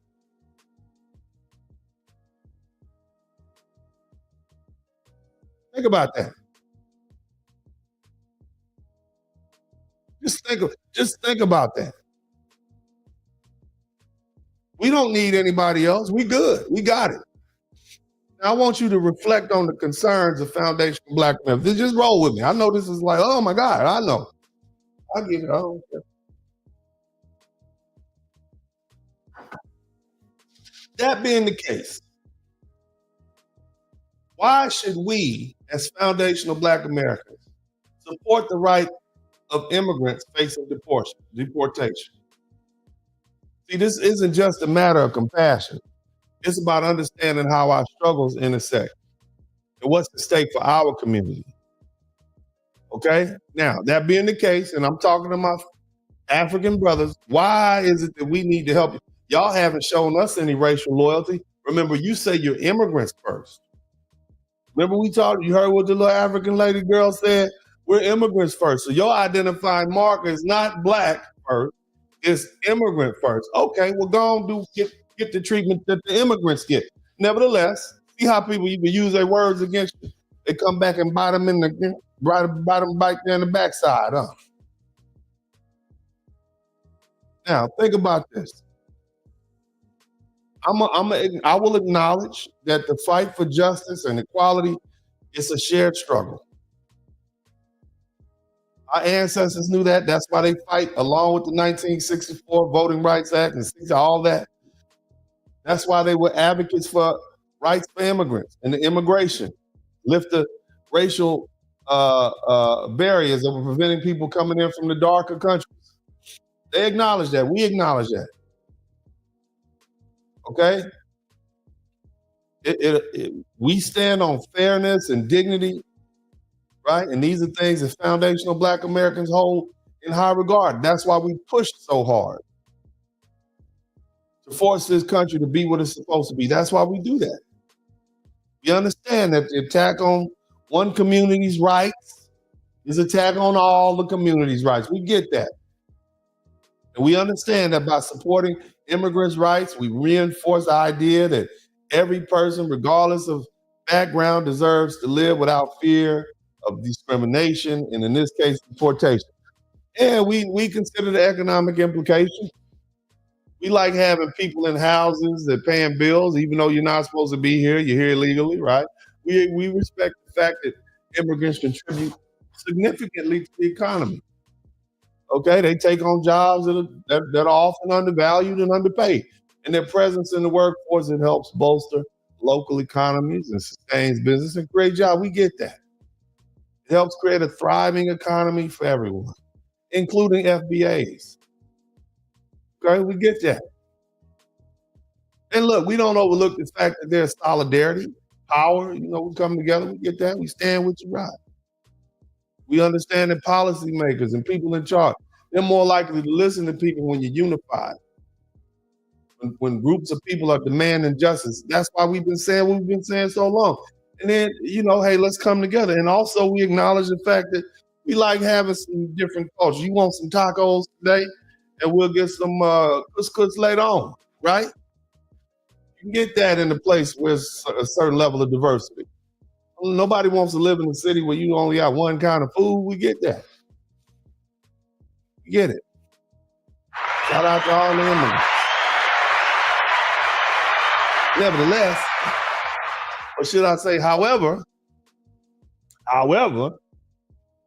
we need to discuss the direct benefits that we lose or gain.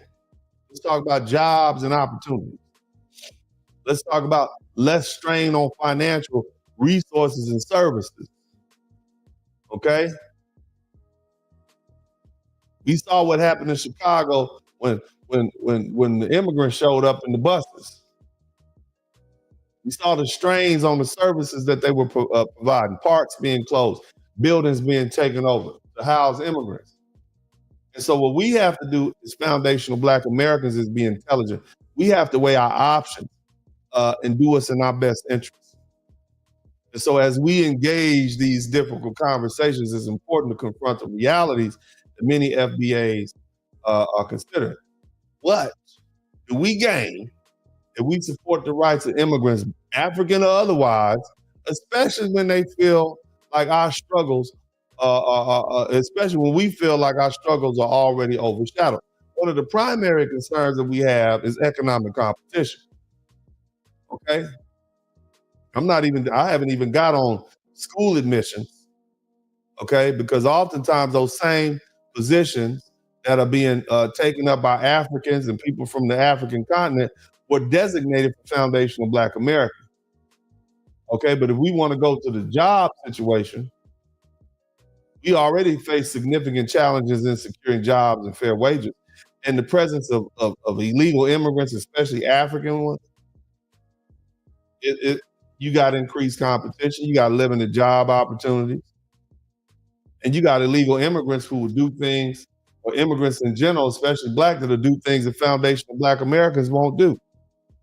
So it exacerbates the economic struggles of Black workers who are already fighting for equitable pay. You got one girl who got a master's degree, her people are from Georgia. You got another girl whose master's degree, her people are from Ghana. But that girl from Ghana, she's here on a work visa. So you can push her to work 12 to 16 hours a day. That Black girl from Georgia, she like, I know my rights. So who you think the employer is gonna choose? You get two Black girls, you get to fill out the same blank. Okay?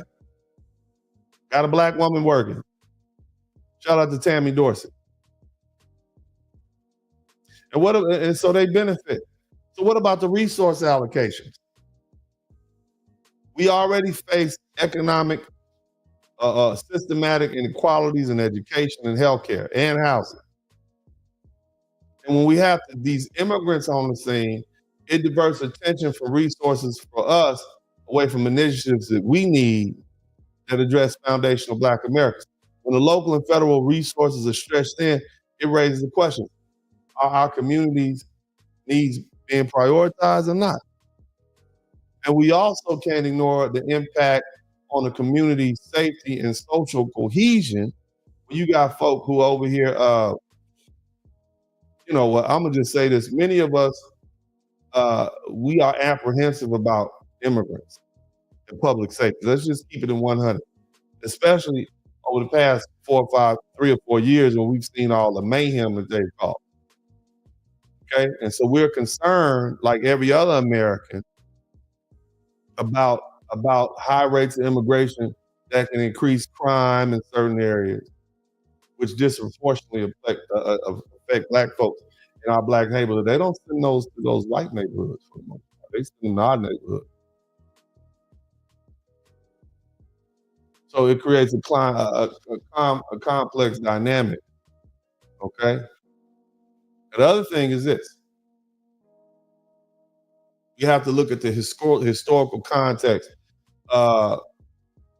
We've been marginalized. I'm glad that our African brothers and sisters are now beginning to analyze that and look at that. And we often feel like our voices aren't being heard amidst this broader immigrant narrative. Every time I hear, this is a nation of immigrants, I say, no, it's not. It's not a nation of immigrants. Not as far as we're concerned. It's a nation of people who were brought here against their will. You understand? Why should we have to deal with more struggle just to be recognized? It's led to a sense of fatigue, trying to get all these people on the same page, whether they're Latino or whatever, African or whatever. We still trying to, they calling on us again? Even now, having to address all of these deportation issues with these immigrants, it takes away from the urgency of addressing systematic injustices that have been part of the Black experience for generations. They just lynched the boy in North Carolina behind a Walmart, and they said he lynched himself.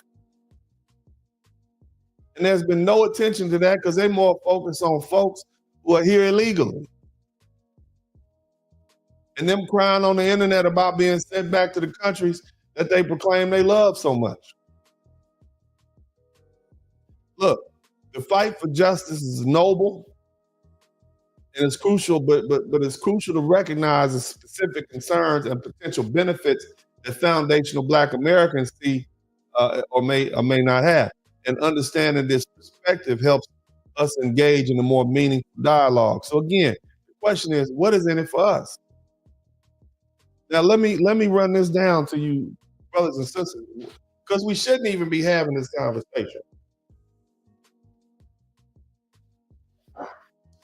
Let's say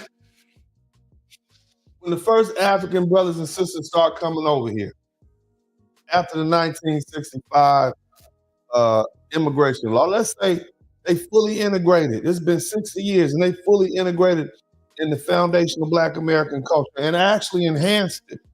They reinfused it with family. They came right at the height of the drug epidemic when the CIA and COINTELPRO had pumped dope into the Black community. But then you got this wave of African immigrants who came to the country, invigorating us and getting us closer to the motherland. That could have changed the tide. Instead of being Akatas, they would have been calling us family. See, here's the thing you have to understand about foundational Black Americans. When external threats rise, whether it's a racist policy or an organization or even an individual, we do not sit idly by. Historically, we always rally together in the face of adversity. And this is our legacy. And I'm talking about from the civil rights movement to the fight against systematic racism today. We've organized, we've marched, and we've stood shoulder to shoulder to protect our community. Look at how we voted. Not y'all, not me, because I wanted my money. You understand what I'm saying? But the good Black people, the wonderful, loving Black people who are more concerned with everybody else and their well-being in their own pocket. Not me, though. I don't give a damn about you. Send them home as long as I get my taxes low. That's all I'm one of that. I'm that group. I don't give a damn. I done seen enough racism before, and really no too much more you can do to me. I don't care about it. But for the Black people, the wonderful, loving Black people that care about you, look how they voted 92% and 79%. Black men, 79%. Black women, 92%. To keep y'all butts from having to deal with what you're dealing with right now. Wonderful people. And largely, Black folks voted against their own interests. Because all Donald Trump is going to do is make life better for Black folks. He's going to get rid of the immigrants. Hopefully, give us a big tax return after they finish auditing the IRS and educational department and fine $3 or $4 trillion. I'd like to get a check. Donald Trump has sent us a check before, and I'd like to get another check. But nevertheless, if our African brothers and sisters had integrated themselves and had been with us and marched shoulder to shoulder, there's absolutely no way that we would allow our African brothers and sisters to be targeted and deported without a fight. That's how we get down. If you had come over here and you, instead of calling us Akatas and telling us about the damn tribe that you belong to in Africa, you would say, you know what, I'm 100% all the way stomped down with my Black brothers and sisters here in the United States. Hell, we'd be in the streets raising our voice right now. You wouldn't have to tell us twice. We'd have been on it like a lean tick on the stick, and it'd have been loud and clear. We will not tolerate injustice against our own people, period. And our history is rich with examples like that. When there was a threat to our people, shout out to Brian Davis, especially when who has a racial orientation. We didn't just defend ourselves. We came together as a collective force. We know how to mobilize. We know how to form coalitions and how to turn pain into power. And if they had chosen to stand with us, and this goes for all of them, everybody listen, all the Latinos, all of y'all, had you chose to stand with us, instead of practicing your anti-black hate, your butt wouldn't be getting sent back to Mexico right now. We would have stood with you. If you had chose to stand with God's favorite people, I said it, the ones who built this country, you would have an even stronger front ensuring that that you wouldn't be sent home. Every single one of our black brothers and sisters, you would have felt the support. You would have felt a united community. But you rather practice your anti-black racism. And that's for the Latinos. You ought to rather be a Jason White. And you Africans and all you folk, Caribbean, y'all rather say, no, we're going to stay away from those Zacatas.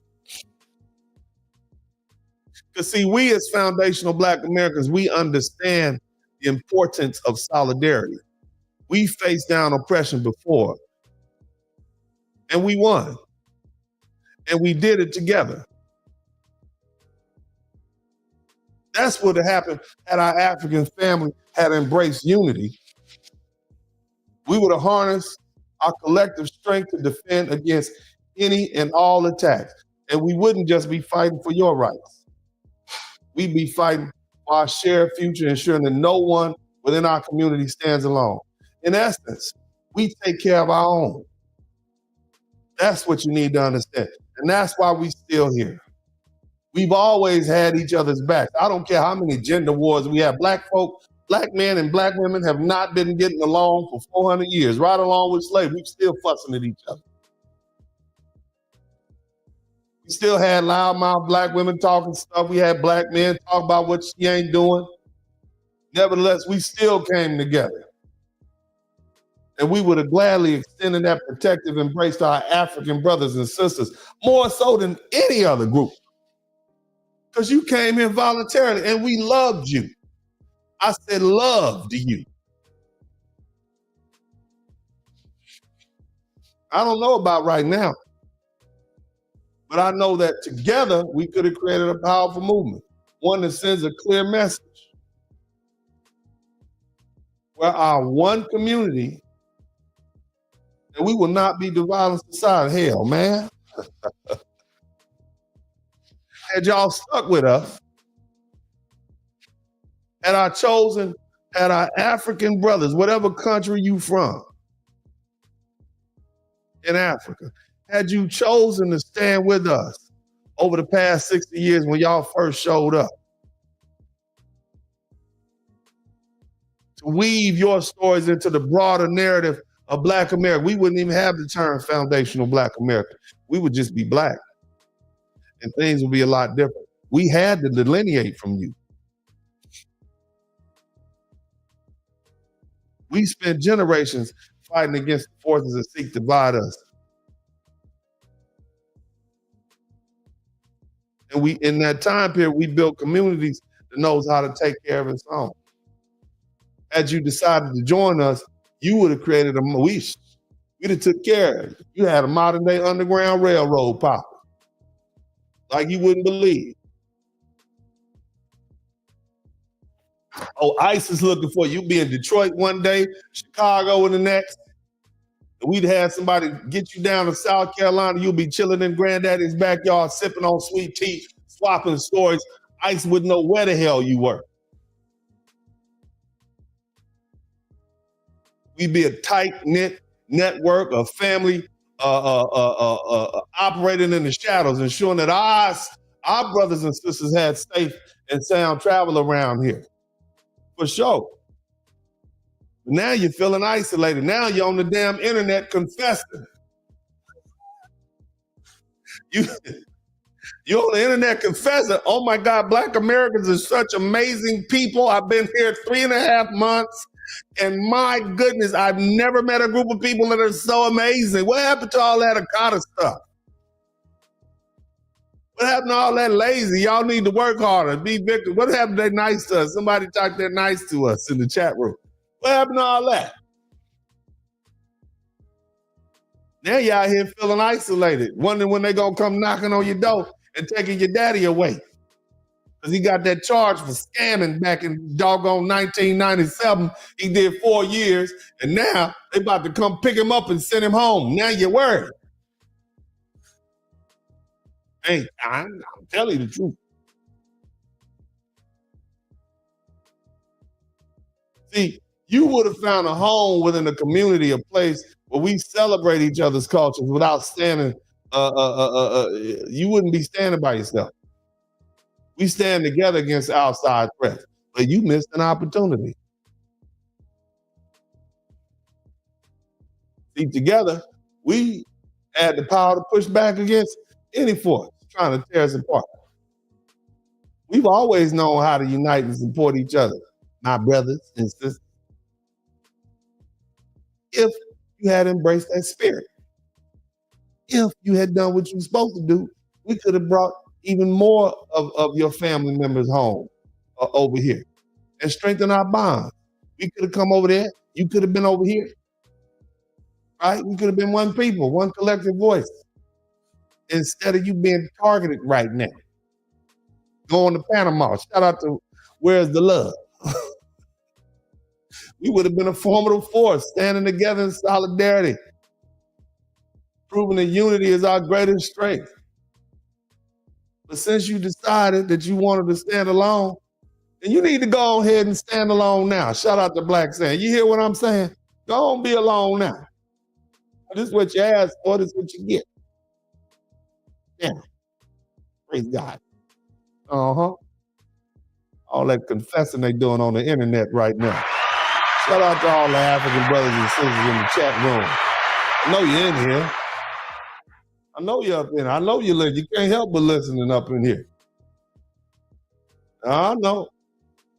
Yeah, I said loved. We did love. Uncle D don't have that type of forgiveness, baby. I smile, but I am not a nice man. Especially when it comes to folk picking on my brothers and sisters. I don't have anywhere else to go. This is my country. These are my people. I'm talking about these foundational Black American people. These are my people. We don't need no damn tribe. We know who we are. We have something deeper than a tribe. We have a common existence, a common understanding. The roots back centuries. We are tied together. A unique culture, a unique language, a unique understanding of the Most High. We are a special people. How dare you come over here and disrespect us? And then when the poop hit the fan, you want to start confessing on the internet. All that doggone fessing. That's why you got so many Black people with so much to say to you. Why is the Black community doing things? Why aren't Blacks doing this? Why? Girl, there was nothing surprising about Trump's campaign. There's nothing that's happening right now that is, I'm surprised. Nothing. So just stop. Stop. Because it's not going to happen. I guarantee you. And some may not say it, but I'm saying it today. Don't ask us for shit. Thank you. Nothing. Even though I'm using my nice voice, I want you to listen to my face. This is a brief and a heartfelt courtesy note from the 92%. We are resting. Tell them the cute little light skin lady. Tell them. No more trying to appeal to what you think our moral compass is. It means no more guilt tripping, no more gaslighting. And it means no more talking down to and trying to rationally explain why we need to all be on the same side right now. Hey, courteously, respectfully, we're going to be over here. We're going to be healing. We're going to be thriving. We're going to be minding our own business. And hey, spring is coming. We're going to be watering our own garden. That's what we're going to be doing. I'm going to plant some turnip greens this year. I tried them collard greens. They didn't come out that good. They're too thick. Get caught in the back of my teeth. I'm going to go with them turnips this year. Really need us? We don't care. Don't care. Listen. Somebody say we don't care. Somebody say that in the chat. We don't care. To the Hey It's Alec podcast. This has been a courtesy note for the 92%. Thank you, sweetness. Have a great weekend. Go ahead. You know what? I'm going to say the quiet part out loud. Tell 'em. Because I'm Tell 'em, not baby. scared of none of y'all. We ain't scared of nothing. All the people sitting over here asking, where's black people at? Somebody say, where's black people at? Where we at? Go ahead. Fuck y'all. Ooh, the language. You need to watch your language, but go ahead. I understand. All the black people Tell 'em. are sitting with our feet kicked up, minding our business, and dealing with the trenches like we have been for generations. That's what we doing. Y'all hit the like button. Hit the like button. So all of this rage bait of where are black people at? And fessing. Somebody type fessing in the chat. All is confessing. And expecting us to be the forefront of y'all movement and trying to go, oh, well, we were with y'all with the whole Black Lives Matter thing. Were you? No. Or did all lives matter? Like, Were you? I'm not with that. The Black Lives Matter. It is the crazy, the dumb black American, whatever. He's a criminal cookie. No. I feel like y'all are finally getting a taste of what this government really is. Y'all are finally getting a taste of what this government really is. Somebody type, let them suffer in the chat room. Somebody type, let them suffer in the chat room.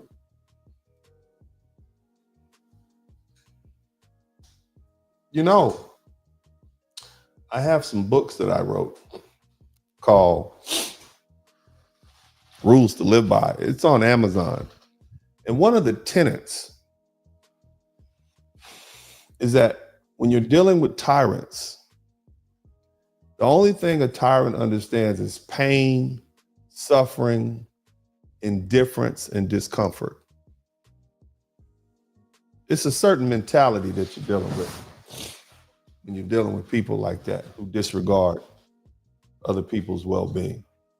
And the only thing that teaches them is suffering. I just want y'all to keep that in mind. Okay?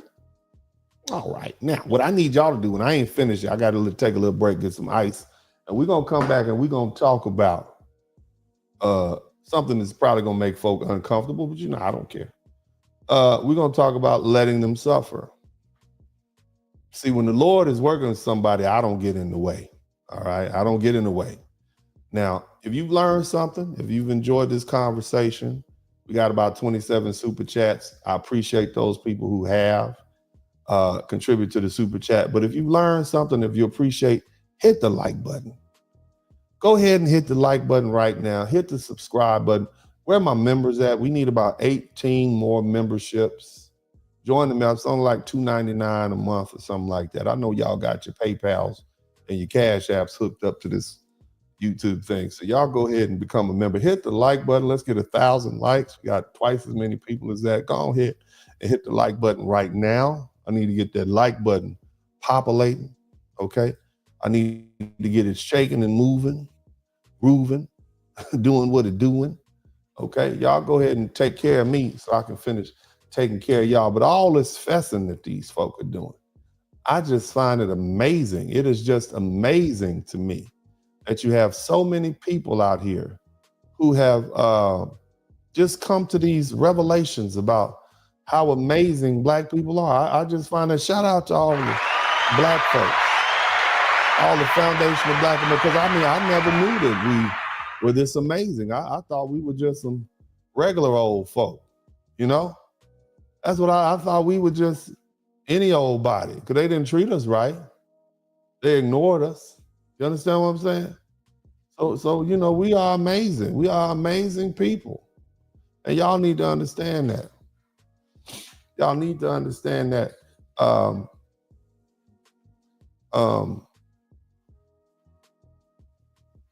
that pain often forces people to come speak the truth. You see? This pain that these folks are dealing with is not really them talking. It's the idea that they're about to experience a supreme level of discomfort. I want you to keep that in mind. So it's not necessarily genuine. We'll know when it's genuine. Not necessarily genuine right now, but I need y'all to go ahead and hit that like button. I'll be right back. Hit the like button, hit the like button, hit the like button. And I'll be right back. Y'all hit the like button. Don't run away from that like button. Hit that doggone like button. I'll be back. It's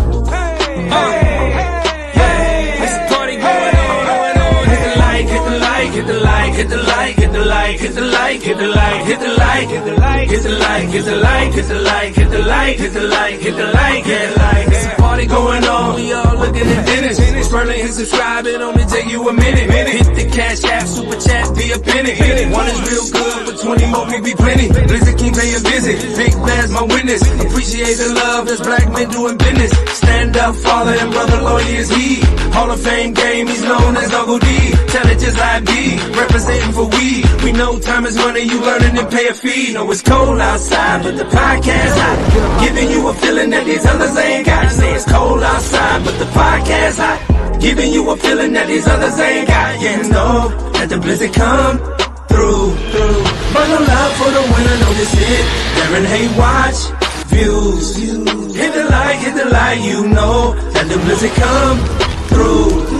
Bundle up for the winner, know this hit. Darren Hay watch views. Hit the like, hit the like, hit the like. We still look at all the beautiful music that we've created. That's what's on the inside. Our captives to unhinged.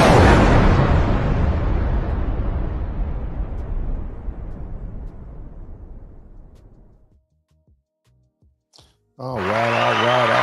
Welcome back to the broadcast. Welcome back to the broadcast. I want to share this with you real quick. There are many whites who are trying to solve the problem, but you never see them going under the label of liberals. That white person that you see calling himself a liberal is the most dangerous thing in the entire Western Hemisphere. He's the most deceitful. He's like a fox, and a fox is always more dangerous in the forest than the wolf. You can see the wolf coming. You know what he's up to, but the fox will fool you. He comes at you with his mouth shaped in such a way that even though you see his teeth, you think he's smiling. You take him for a friend. There are many whites who act friendly toward Negroes. A fox acts friendly toward the lamb. Mm-hmm. And usually the fox is the one who ends up with the lamb chop on his plate. Mm-hmm. The wolf doesn't act friendly, and therefore the wolf has more difficulty in getting the lamb chop in his plate. I'd like to point out, though, that... I say that because it is usually if you study the structure of the Negro community, economically, politically, civically, psychologically, and otherwise, it's controlled by the white liberal, who usually poses as the friend of the Negro.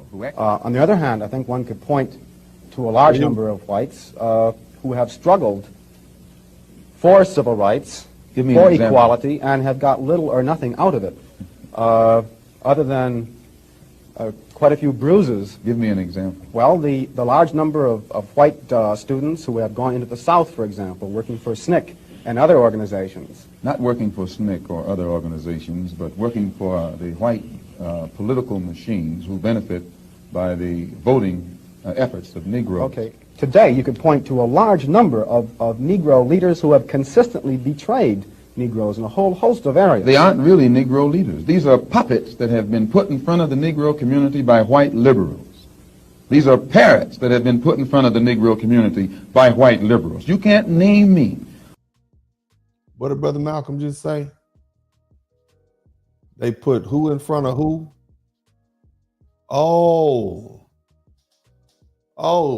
So they ran out. Joy Reid. Okay. So the white liberals put them up there to, okay, I get it. A Negro leader who has betrayed Negroes, who has not been endorsed, sanctioned, subsidized, and supported by the white liberals.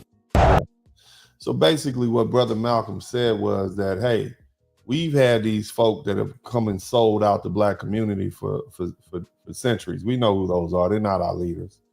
And lo and behold, when the jig was up, the so-called white liberals opened up the door and got them some compliant black people from the motherland who were willing to sell out and do anything to get a few dollars so they can have some money and send it back home, right? Even if it meant selling us out and behaving like nocturnal omnivorous animals that will rummage through your garbage can at night. That's what Brother Malcolm was saying. So the game just flipped. We have a whole group of people here from the motherland who don't identify necessarily with Black Americans. But now, shout out to Blue Baggins, now that their friendly white allies are turning their back on them, now they want to come confessing to us. What is my response to that? My response is, you made your bed and then lay in it. Now that might seem harsh, but hey, you know, that's the cold hard truth. And I am the Blizzard King. Nevertheless, I want to take the opportunity to thank Greta Williams. Thank you so much. I appreciate you, sweetheart. Liliana McDonald, thank you for the gift of that you sent. I appreciate that. Let me make sure I get my Cash Apps rolling out here too. I gotta always thank the Cash App people over there, but I have to remember not to say their names. Okay, they might be under indictment somewhere, and they don't want the internet knowing their real name. So I'm gonna say Angie. Good looking out, Angie. Thank you for that money. Antonio, good looking out, Antonio. Russell, what's up, boy? I got an uncle named Russell. Russell, I hope you over the age of 65. There should not be one more person, okay, named Russell. Don't name these kids Russell. Stop giving these kids names like Russell and Velma and Geneva and Hattie. Don't give these kids these names no more. I hope you over 50 years old, Russell. All right, but anyway, shout out to Russell and Ray. Okay, we're gonna have to let Ray go because Ray Jr., baby Ray, big Ray. So shout out to Ray. I'm just playing with y'all, man. And shout out to Mr. Turner. Sometimes I get carried away, man. This is too much fun. But anyway, all the Russells, everybody named Russell and Velma. All right, Russell, Velma, Hattie, how y'all doing? Okay, I appreciate y'all. Good looking out. I'm glad you was able to find the little buttons on your little call, your little pocket phone, right? That's what the old folk call. They call the pocket. Give me my pocket phone. Thank you so much for the Cash Apps. Also, big shout out to Black Abdullah. Abdullah, thank you so much. Peace and blessings, brother. Good looking out. Johnny Harris, thank you so much, fam. Hey, man, the people who contribute, that's them letting me know they learned something. I don't ask anybody to do anything. You know, if you learn something, I should earn something. We got 32 super chats. Maybe we could get to 35. If there's 3 more people in here who learned something, man, tonight, I appreciate it if you come through. But who else we got in here? Johnny Harris, he said, Black is the first and always will be the first, period. Yeah, and Black people are an amazing group of people. Foundational, you all are amazing. I mean, I don't really, it's not until you really start digging into your history to recognize that throughout the earth, throughout the history of mankind, there's never been another group of people like us who have been so phenomenal. All right, people with more advantages have done far less than us. And so just thinking about that, we just keep creating and keep reimagining and keep rebuilding, and we're just an amazing people. So shout out to y'all. It's wonderful being the foundation of Black America. I would not change. I would not want to be any other group on the face of the earth. All right, because of who we are and our resilience and who we have, what we've overcome. So man, big shout out to everybody. But shout out to Now Black Americans Gonna Code Switch and Be Done. Thank you so much. We created the American dream. Shout out to Mr. Lane. Also, Darren James, preach, sir. I shall. Real TV 510 Oakland. That's what's happening. Shout out to Oakland. Black Sand, more hate from people that sold us. Right. Yeah. And see, that history is starting to come out.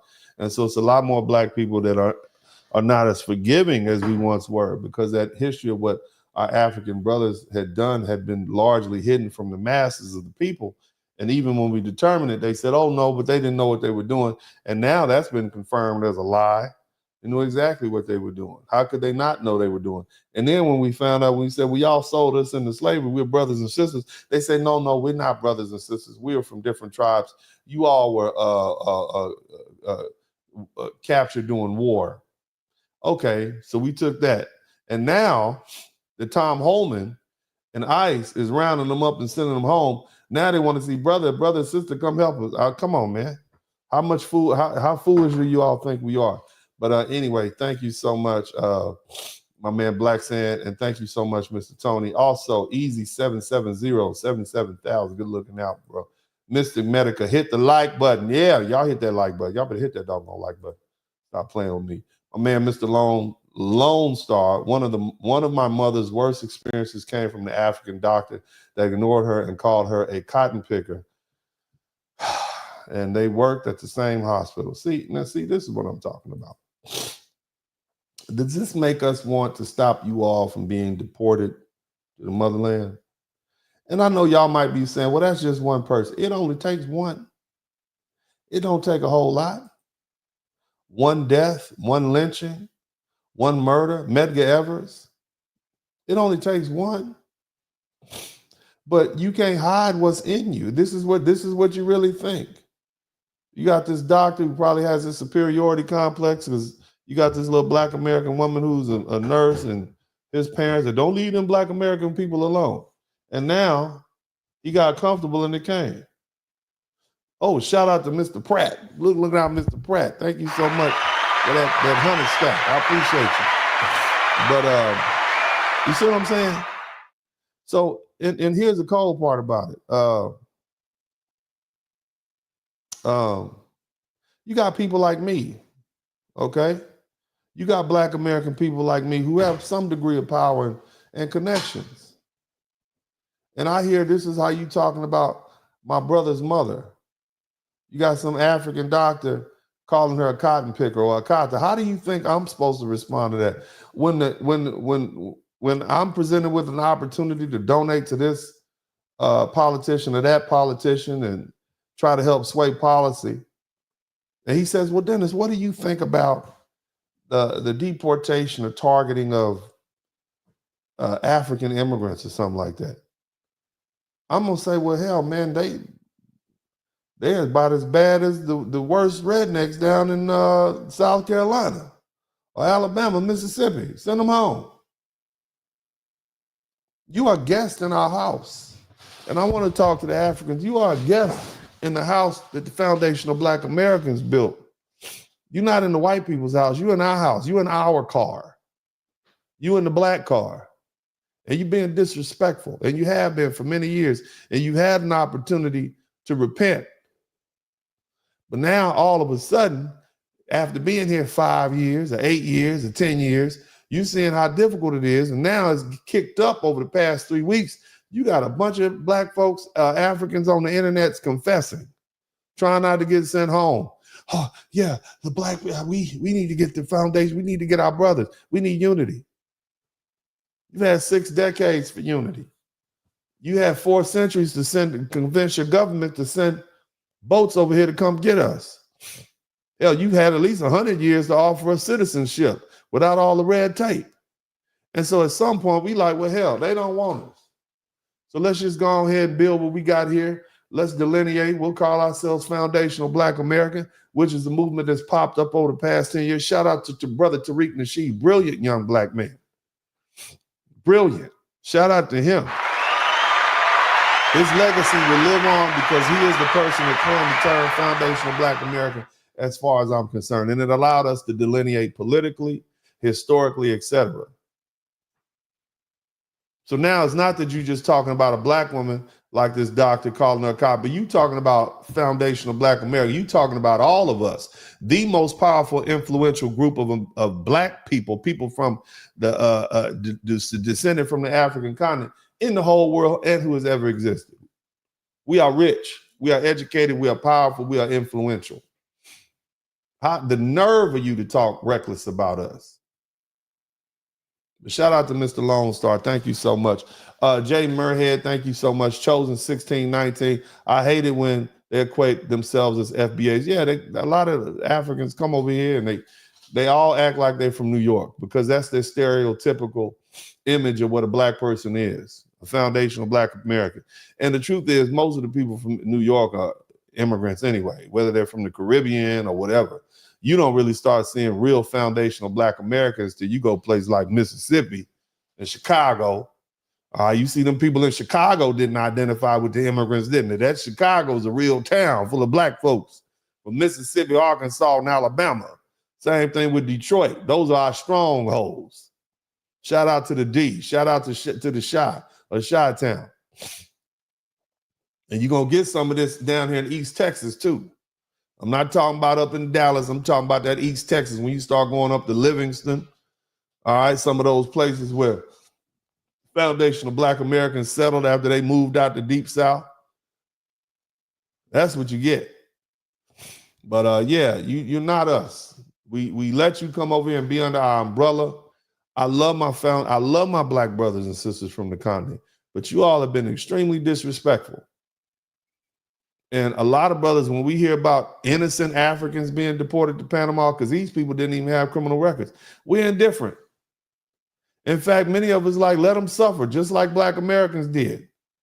And then maybe you'll have some understanding. But anyway, shout out to my man. Thank you so much.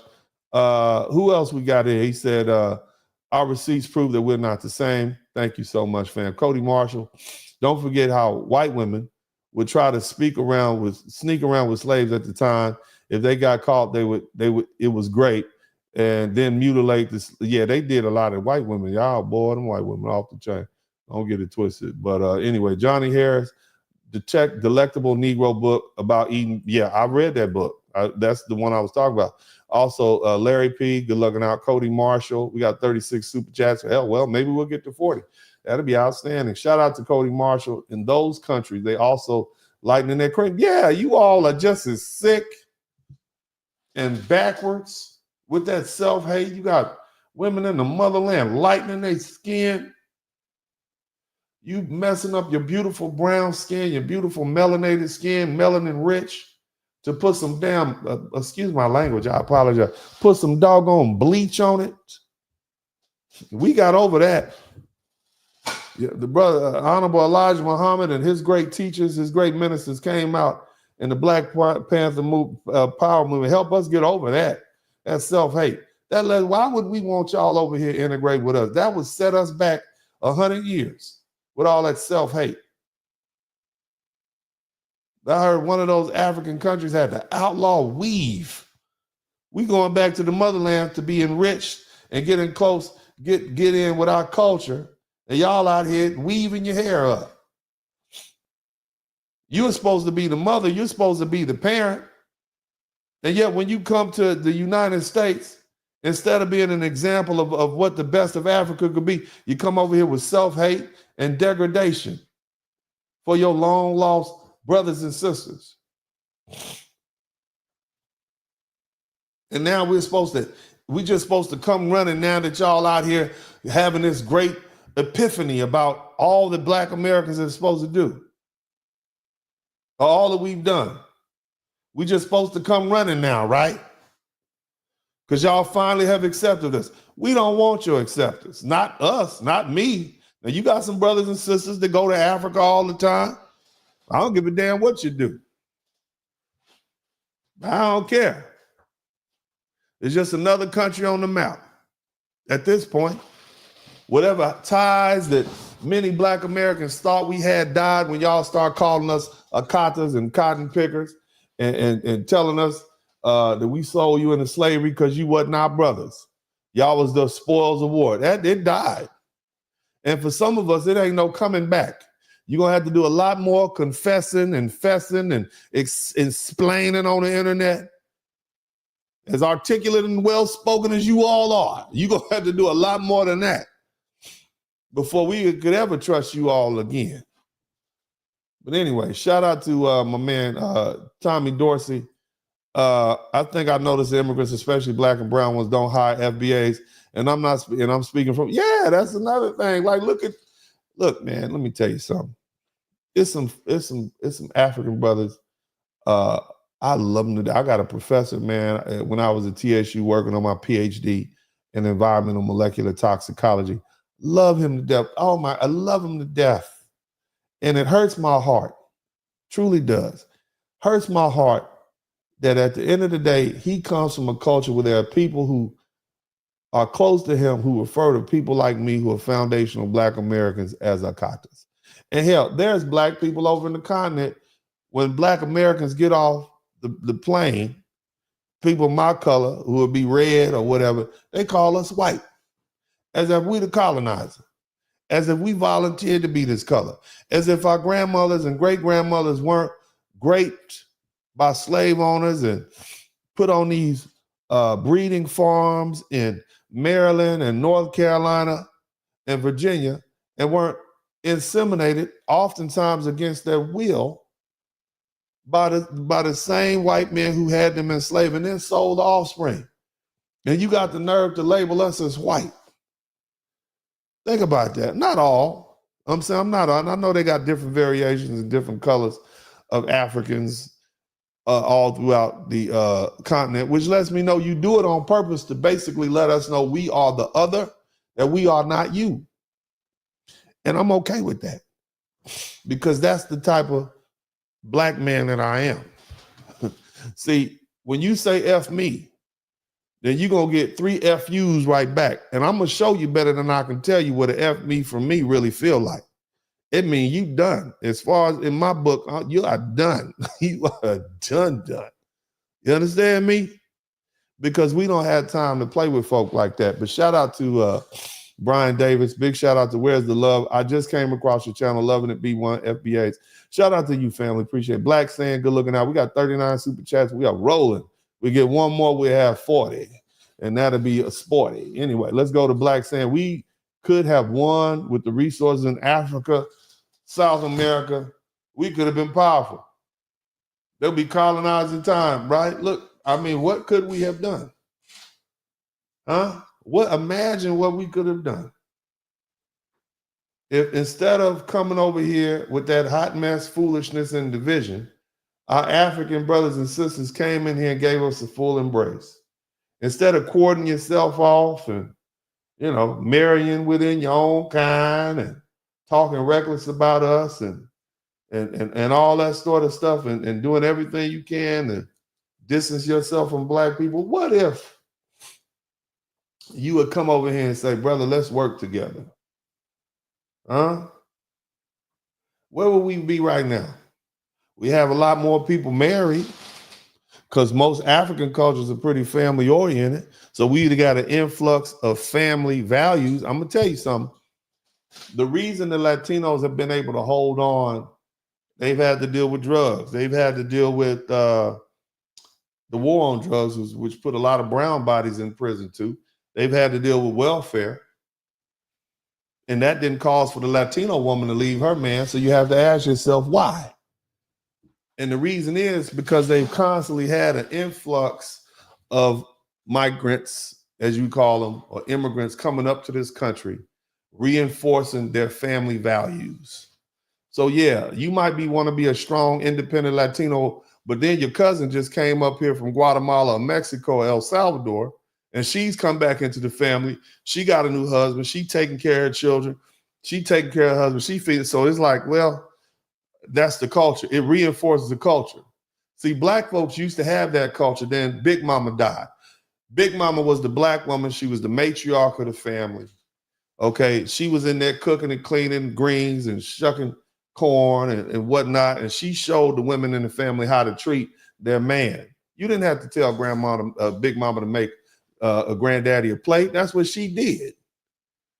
But see, Big Mama died in the 80s and 90s. She was an old lady. She was born in 1915, whatever, 1920. She died in the 80s and 90s. Some of y'all still got her. And so the younger women said, well, hell, I'm going to just go out there and be a strong, independent. Big Mama would call them 304 and get your butt in that goddamn house and put a skirt on, put some stockings on. Big Mama had the house on lock, but Big Mama passed away. And it's not a country called foundational Black American land where you have new women who have been infused with that culture coming into places like Detroit and Chicago and LA and Oakland, reinforcing those family values. We don't have that. Okay. And so now you just got a bunch of women who say, well, I'm going to learn how to be a woman from TV. I'm going to learn how to be a woman from watching this woman. I'm going to shake my hair around and put my hand on my hip, and that's going to be it. So we lost that reinforcement of that cultural values, the family values. Latinos still have that because they still got fresh immigrants coming up all the time, reinforcing that value. Yeah, he might be from America, but his woman is from Mexico. She grew up a certain kind of way, and she's going to reinforce that. Now, what if our African brothers, instead of being distant and remaining distant, our African sisters, instead of being distant and remaining distant, thinking they better than us, came on in wholeheartedly and said, these are our people. We're going to keep on coming. We would have family values. We would have had structure. Some of you black dudes right now, you could have used a Nigerian father, couldn't you? What the hell are you talking about? He'd been slapping you upside your head, but you'd have had good grades. You'd have been structured. And you wouldn't be playing football, but you'd have a 4.0 GPA and graduating from engineering school. Okay, you would have had that. You understand? You definitely wouldn't be around there sagging your pants. Now, your forehead would have been way back here. Okay, I'm just saying. I've seen the forehead. Your forehead would have been back here. But your mama would have been black, American, and you'd have been smart as hell and disciplined and loved and respectful. Same thing if some of you black men got you one of them fine, beautiful African sisters from the motherland, right? You'd had a great wedding. People who've been throwing dollars at the side of your head. Yes, brother, go ahead. You'd have been dancing to music that nobody really understands. And you would have had a lot of gas because that food is spicy and it'll ran through you. It'll ran straight through you. I'm just tell you that. But because I went to some Nigerian restaurants here. I'm like, all right, let me get some of that, man. Make it extra high. I can handle it. You know, man, it must have burnt the inside of my whole throat. My whole throat was burning for about a week. Came in hot, went out hot. But nevertheless, what if they had come in and infused that African culture, that family-oriented African culture with this foundational Black American hustle? And we've been doing that for 60 years. Where would we be as a people? Huh? Instead of the disrespect, we got disrespect. Instead of disrespect, we got respect. You know, instead of disunity, we got unity. Where would we be? We'd be in a great place, I think. We'd be much better off than the Latinos. We definitely would be that because, see, we have already set the roots up. We got the 100 and some HBCUs. Can you imagine if for the past 60 years, we had people coming from Nigeria and Ghana who already had PhDs and then came over here and got more PhDs, and they were the teachers in these universities. They'd be solving all the math problems. Man, Texas Southern University would be on the level of an MIT by now. You understand me? Howard University would have long since surpassed Harvard University because it had been filled up with, man, we'd have had, boy, by now we would have time machines. You understand what I'm saying? We'd had time machines at Howard. Where you want to go? Man, I'm going to go back to 58 and whoop some butt, and I'll be back tomorrow. You understand what I'm saying? That's what we would have been. But our African brothers, no, we don't want them. We're going to go with the white man, Mozungu, and treat us better. He is our friend. He ain't treat you good in your homeland. What makes you think he's going to treat you better here? Just being dumb and wishful. I'm just saying. Nevertheless, let's go ahead and continue. Hit the number 1 button. But shout out to Black saying thank you so. But we would have been there.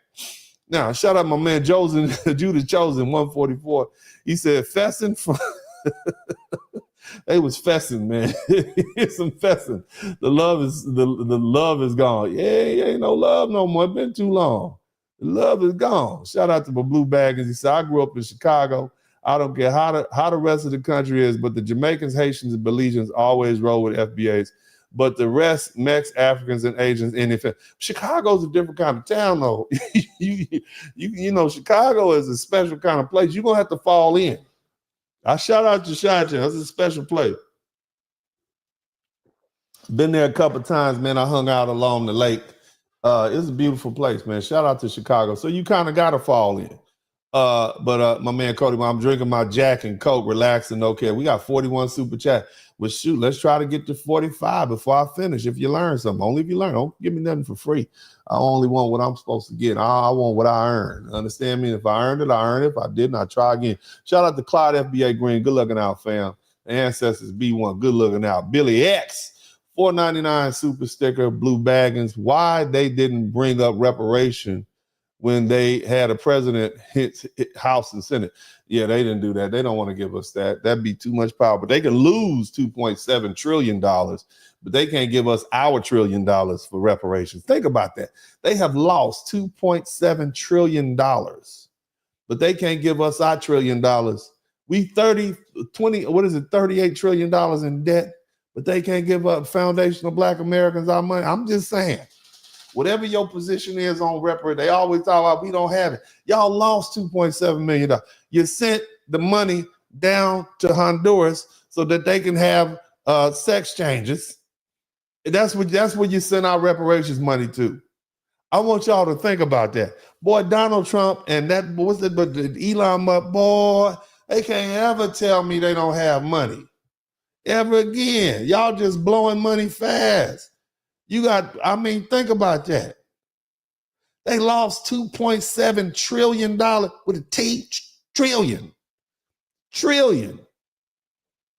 And you can't find our little money. Give us our little money so we can go on about our business. Give us we'll spend it right back. Some of us gonna buy some land. We trying to get what we supposed to get. Come on now.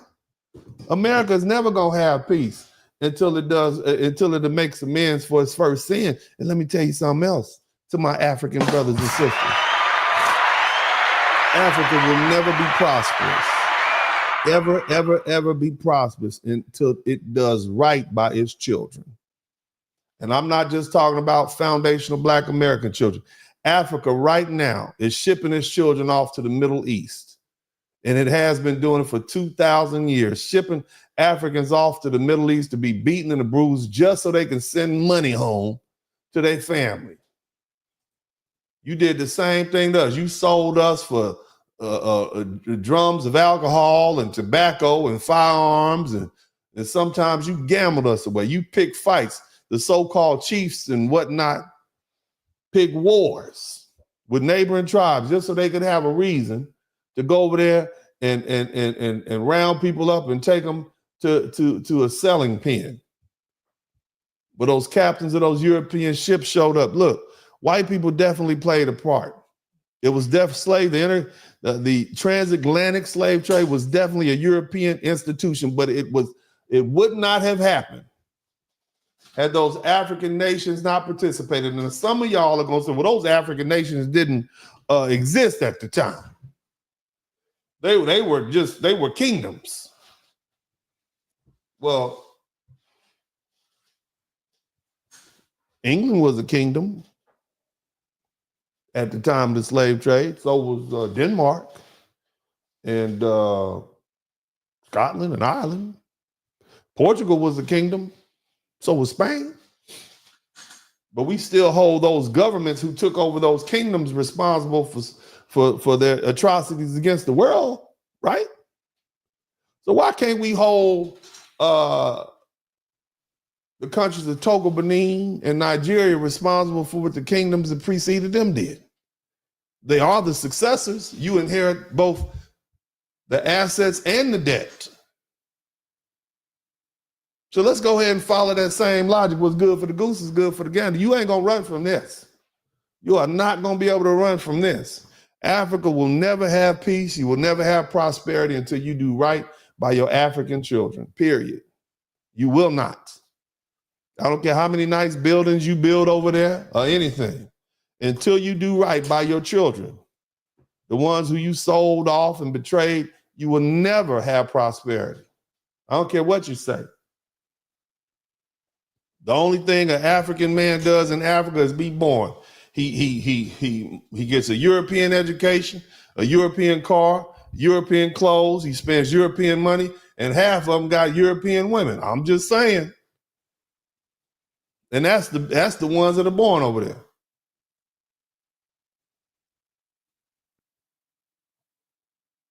You don't have to like what I'm saying, but we all seeing it playing out in real time. Anyway, shout out to my man, Jakarta Rusum. Oh, my man, thank you so much, Jakarta Rusum. Appreciate it. Calvin MCA, thank you so much. Oh, big shout out to Kate Willard. You get your hand clap and you get your rock and roll. For the $99.99, your broadcast and work the way you platinum. Good looking out, family. Y'all make sure you join the membership. That's where all the good stuff is from way back. I pretty much every year, if you didn't see it this year, you're not gonna see it.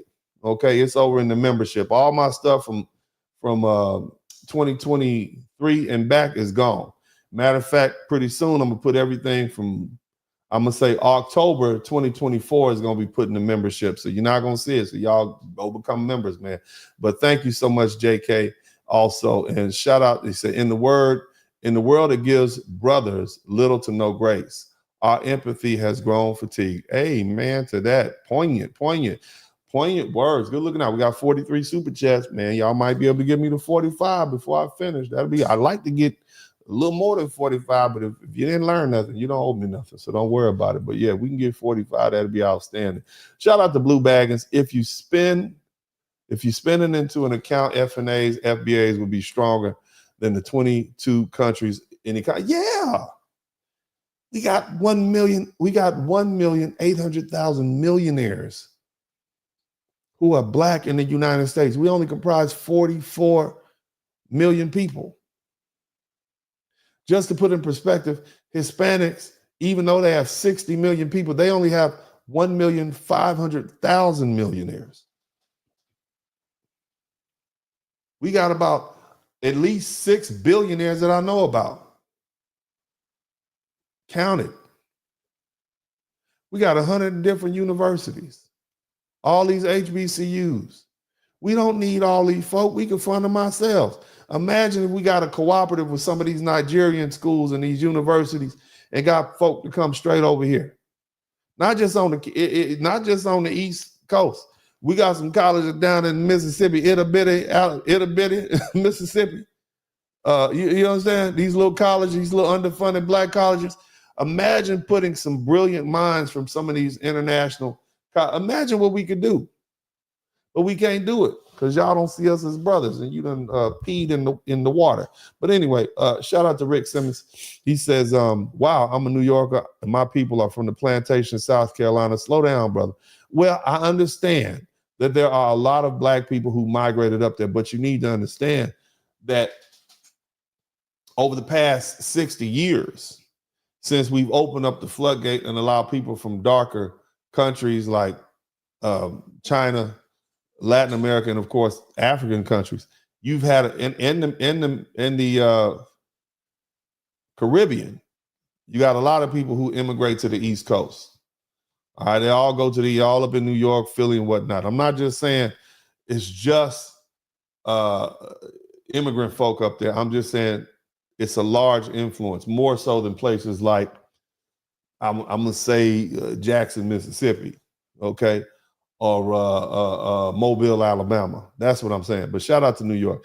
Anyway, Digital Nomad. I'm Mino Black. I'm Dominican. Yeah, they want to be Black now. Shout out to Cody Marshall. Immigrants finally getting their wake up call. Yeah, they are. They're all getting that smoke. Shout out to Johnny Harris. We need to practice nepotism. Some of us do. Africans have the epiphanies in the last 3 weeks about Black Americans when they tried to tell you. Yeah, we've been trying to tell them, they ain't listening. Shout out to Where's the Love, new member, good looking out. And Roach 3, that's my brother. Man, you supposed to give me some plane tickets out of Atlanta. You already told me that. Anyway, I have my grandkids watching this now. They don't understand, but they will first. The first teachers are our parents. Hey, man, shout out to the grandkids, man. Shout out to the grandkids. Shout out to the Roach family out there in Atlanta. Good looking out, brother. All right. We need land. That's why I don't try to cuss. I try to cut back on the cussing because kids watching. But anyway, shout out to my man, Devin Mitchell. We need land reparations, not just money, 40 acres, productive land.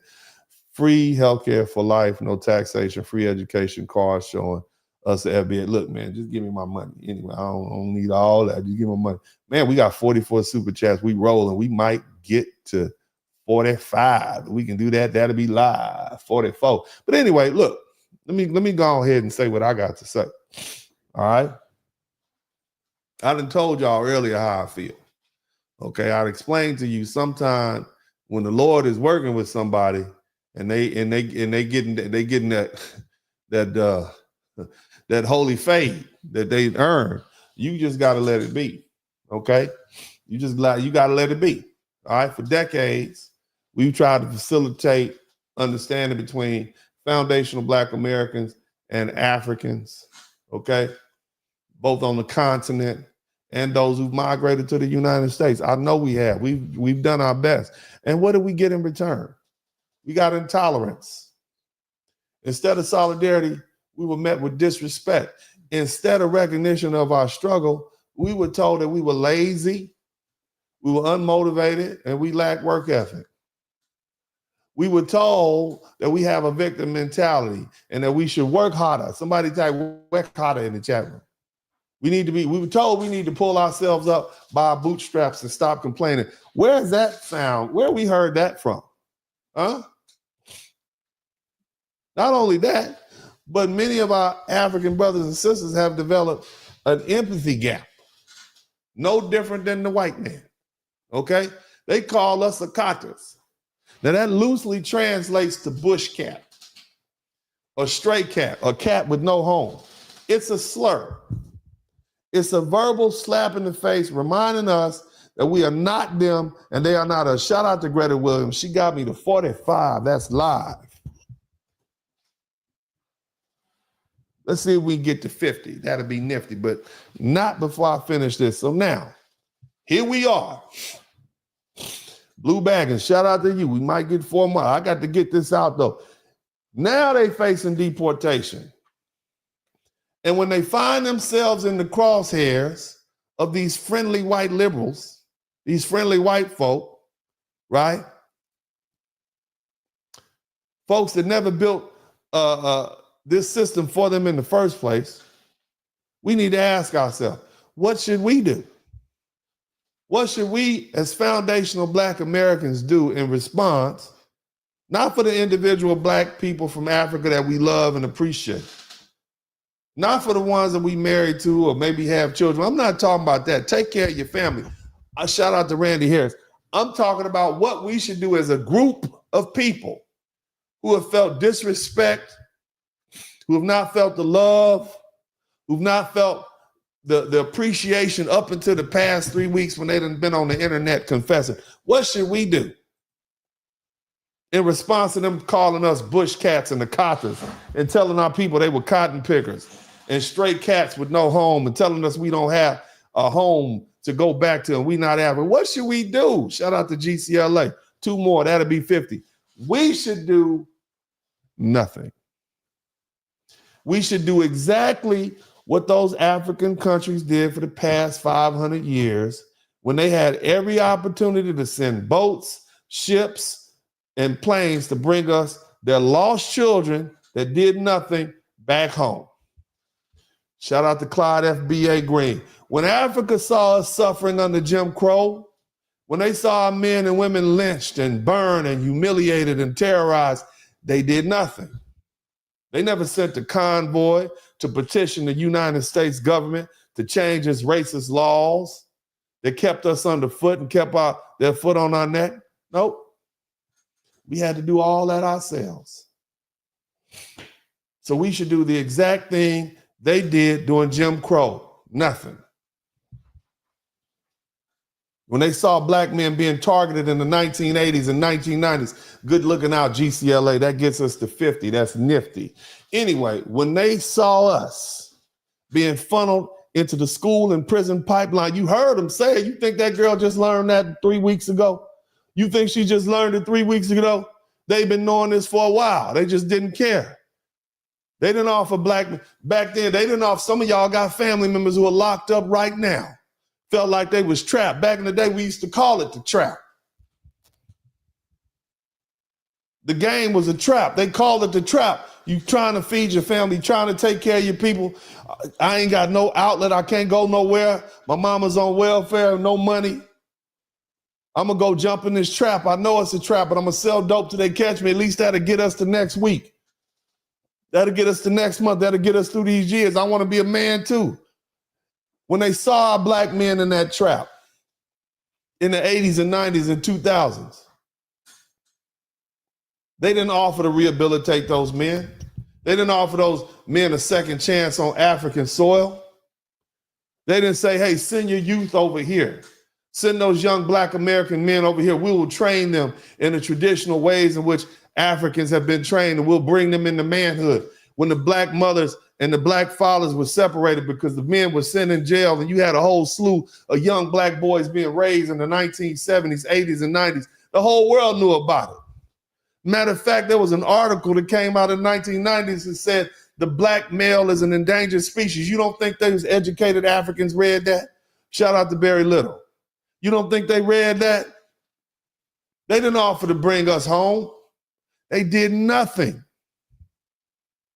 And when they saw police brutality, when they saw our men and our women beaten in the streets and murdered on camera, treated like animals, they didn't offer any escape. Did they use their oil reserves or diamond mines or their land or their resources to provide us with a place to relocate? No, they did nothing. So now, let them suffer. Now, here we are. After decades of telling us to work hard and stop being victims, they find themselves at the mercy of the same system that crushed us. And now, suddenly, they have developed understanding. That is just amazing. Now, as ICE raids and mass deportations and government crackdowns, they're crying for compassion. Well, I say, let them suffer. Let them suffer the indignation of being uprooted from their homes and schools and churches. Let them suffer from the pain of being humiliated and locked in cages and handcuffed like criminals and brutalized by the very system they once believed was fair. Let them suffer. Let them suffer like we did, the agony of having their humanity disregarded. Let them beg for fair treatment like we did. And maybe, just maybe, after they go through the crucible of humiliation, after they are degraded, after they're targeted, not for what they've done, but for who they are, maybe we can have an honest conversation with our African brothers and sisters. Maybe after they complain to their governments back in Africa about how they've been mistreated in the United States, they put us in handcuffs, treat us like criminals, shipped us back home, shipped us all these other countries. Maybe after that, maybe those governments, those same governments that ignored us, maybe they'll finally look at foundational Black Americans with empathy. Maybe they'll open their ports up and their lands and their economies to our people and give us a place to rest without all the doggone red tape. And so we can rebuild and reclaim what we've lost. Because as it stands right now, there is no understanding. Not for me. And this, as far as I'm concerned, this lesson is long overdue. I see a lot of African immigrants on the internet today confessing that they now all of a sudden understand what Black Americans have had to endure. How convenient. How convenient. The first wave of these new African immigrants came after the 1965 immigration bill. By the 1980s, their numbers had grown significantly. By the 1990s, they were taking over our universities, our scholarships, our opportunities, the seats in these elite institutions, and they were set aside. Things were set aside for foundational Black Americans under affirmative action. But they didn't understand our struggle then. No, they built their numbers up. They gained access to resources. They assimilated into the system, and they ignored our fight. And now that they see their families broken apart, mama being sent home, granddaddy being sent home, now they see them being deported and denied opportunities. Suddenly they understand. See, now that diversity, equity, and inclusion and DEI is being revoked, because don't make any mistake, the primary beneficiaries of those admittances into those universities and those jobs, they ain't us. They're not foundational Black Americans. You got a lot of Africans, you got a lot of Caribbean. There's some foundational Black Americans in there, but it ain't us. Now that affirmative action is being dismantled, now that they're being stripped of the same privileges that they once enjoyed, suddenly they want unity.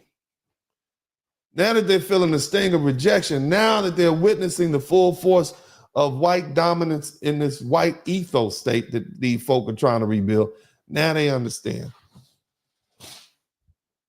Now, somebody type now in the chat room, now. Now they want interference. Now they want to holler flag on the play. Now they want to rescue. Well, me, and I'm only speaking for me, and I'm talking about group politics. If I had a vote and I was voting on what foundational Black Americans could do, shout out to Joshua Ben Joseph. We got 52 super chats. Me over here, me right here, who got a document that shows my family being sold into slavery and transferred, me that got the DNA to show that the white man had children by my grandmother while she was married to my great-great-great-great-grandfather, me that knows my history well enough to know that folk had plenty of opportunity to do something that they could do for us, but they didn't do it, and now they just ignored us. Me, I refuse to interfere with this lesson that they're learning. If they're able to survive, if they're able to endure, if this African people, the new Africans who came, if they're able to adapt as we have, well, then maybe we can have a conversation. Maybe that will help facilitate some understanding. Maybe they'll know a little bit more about what we've had to deal with. But until then, until that comes, until that happens, my vote is let them suffer. This is Uncle D. God bless you all. I love you. I do love you. Shout out to all my African brothers and sisters. I love you. Shout out to my Caribbean brothers and sisters. I love y'all too. And big shout out to my foundational Black American brothers and sisters. Y'all go ahead and enjoy the festin', and I hope that, whatever happens, may the Most High be with them. But nevertheless, this is Uncle D. And as I always say at this time, I am out. Dennis Spurman. In the city where the lights don't sleep, Uncle D got the vibe so deep. Representing men strong and free. Dennis Spurl is the king of the spree. In the streets where the rhythm flows, Black men rising, that's how it goes. Uncle D got the truth to show. In his heart, that's where the fire glows.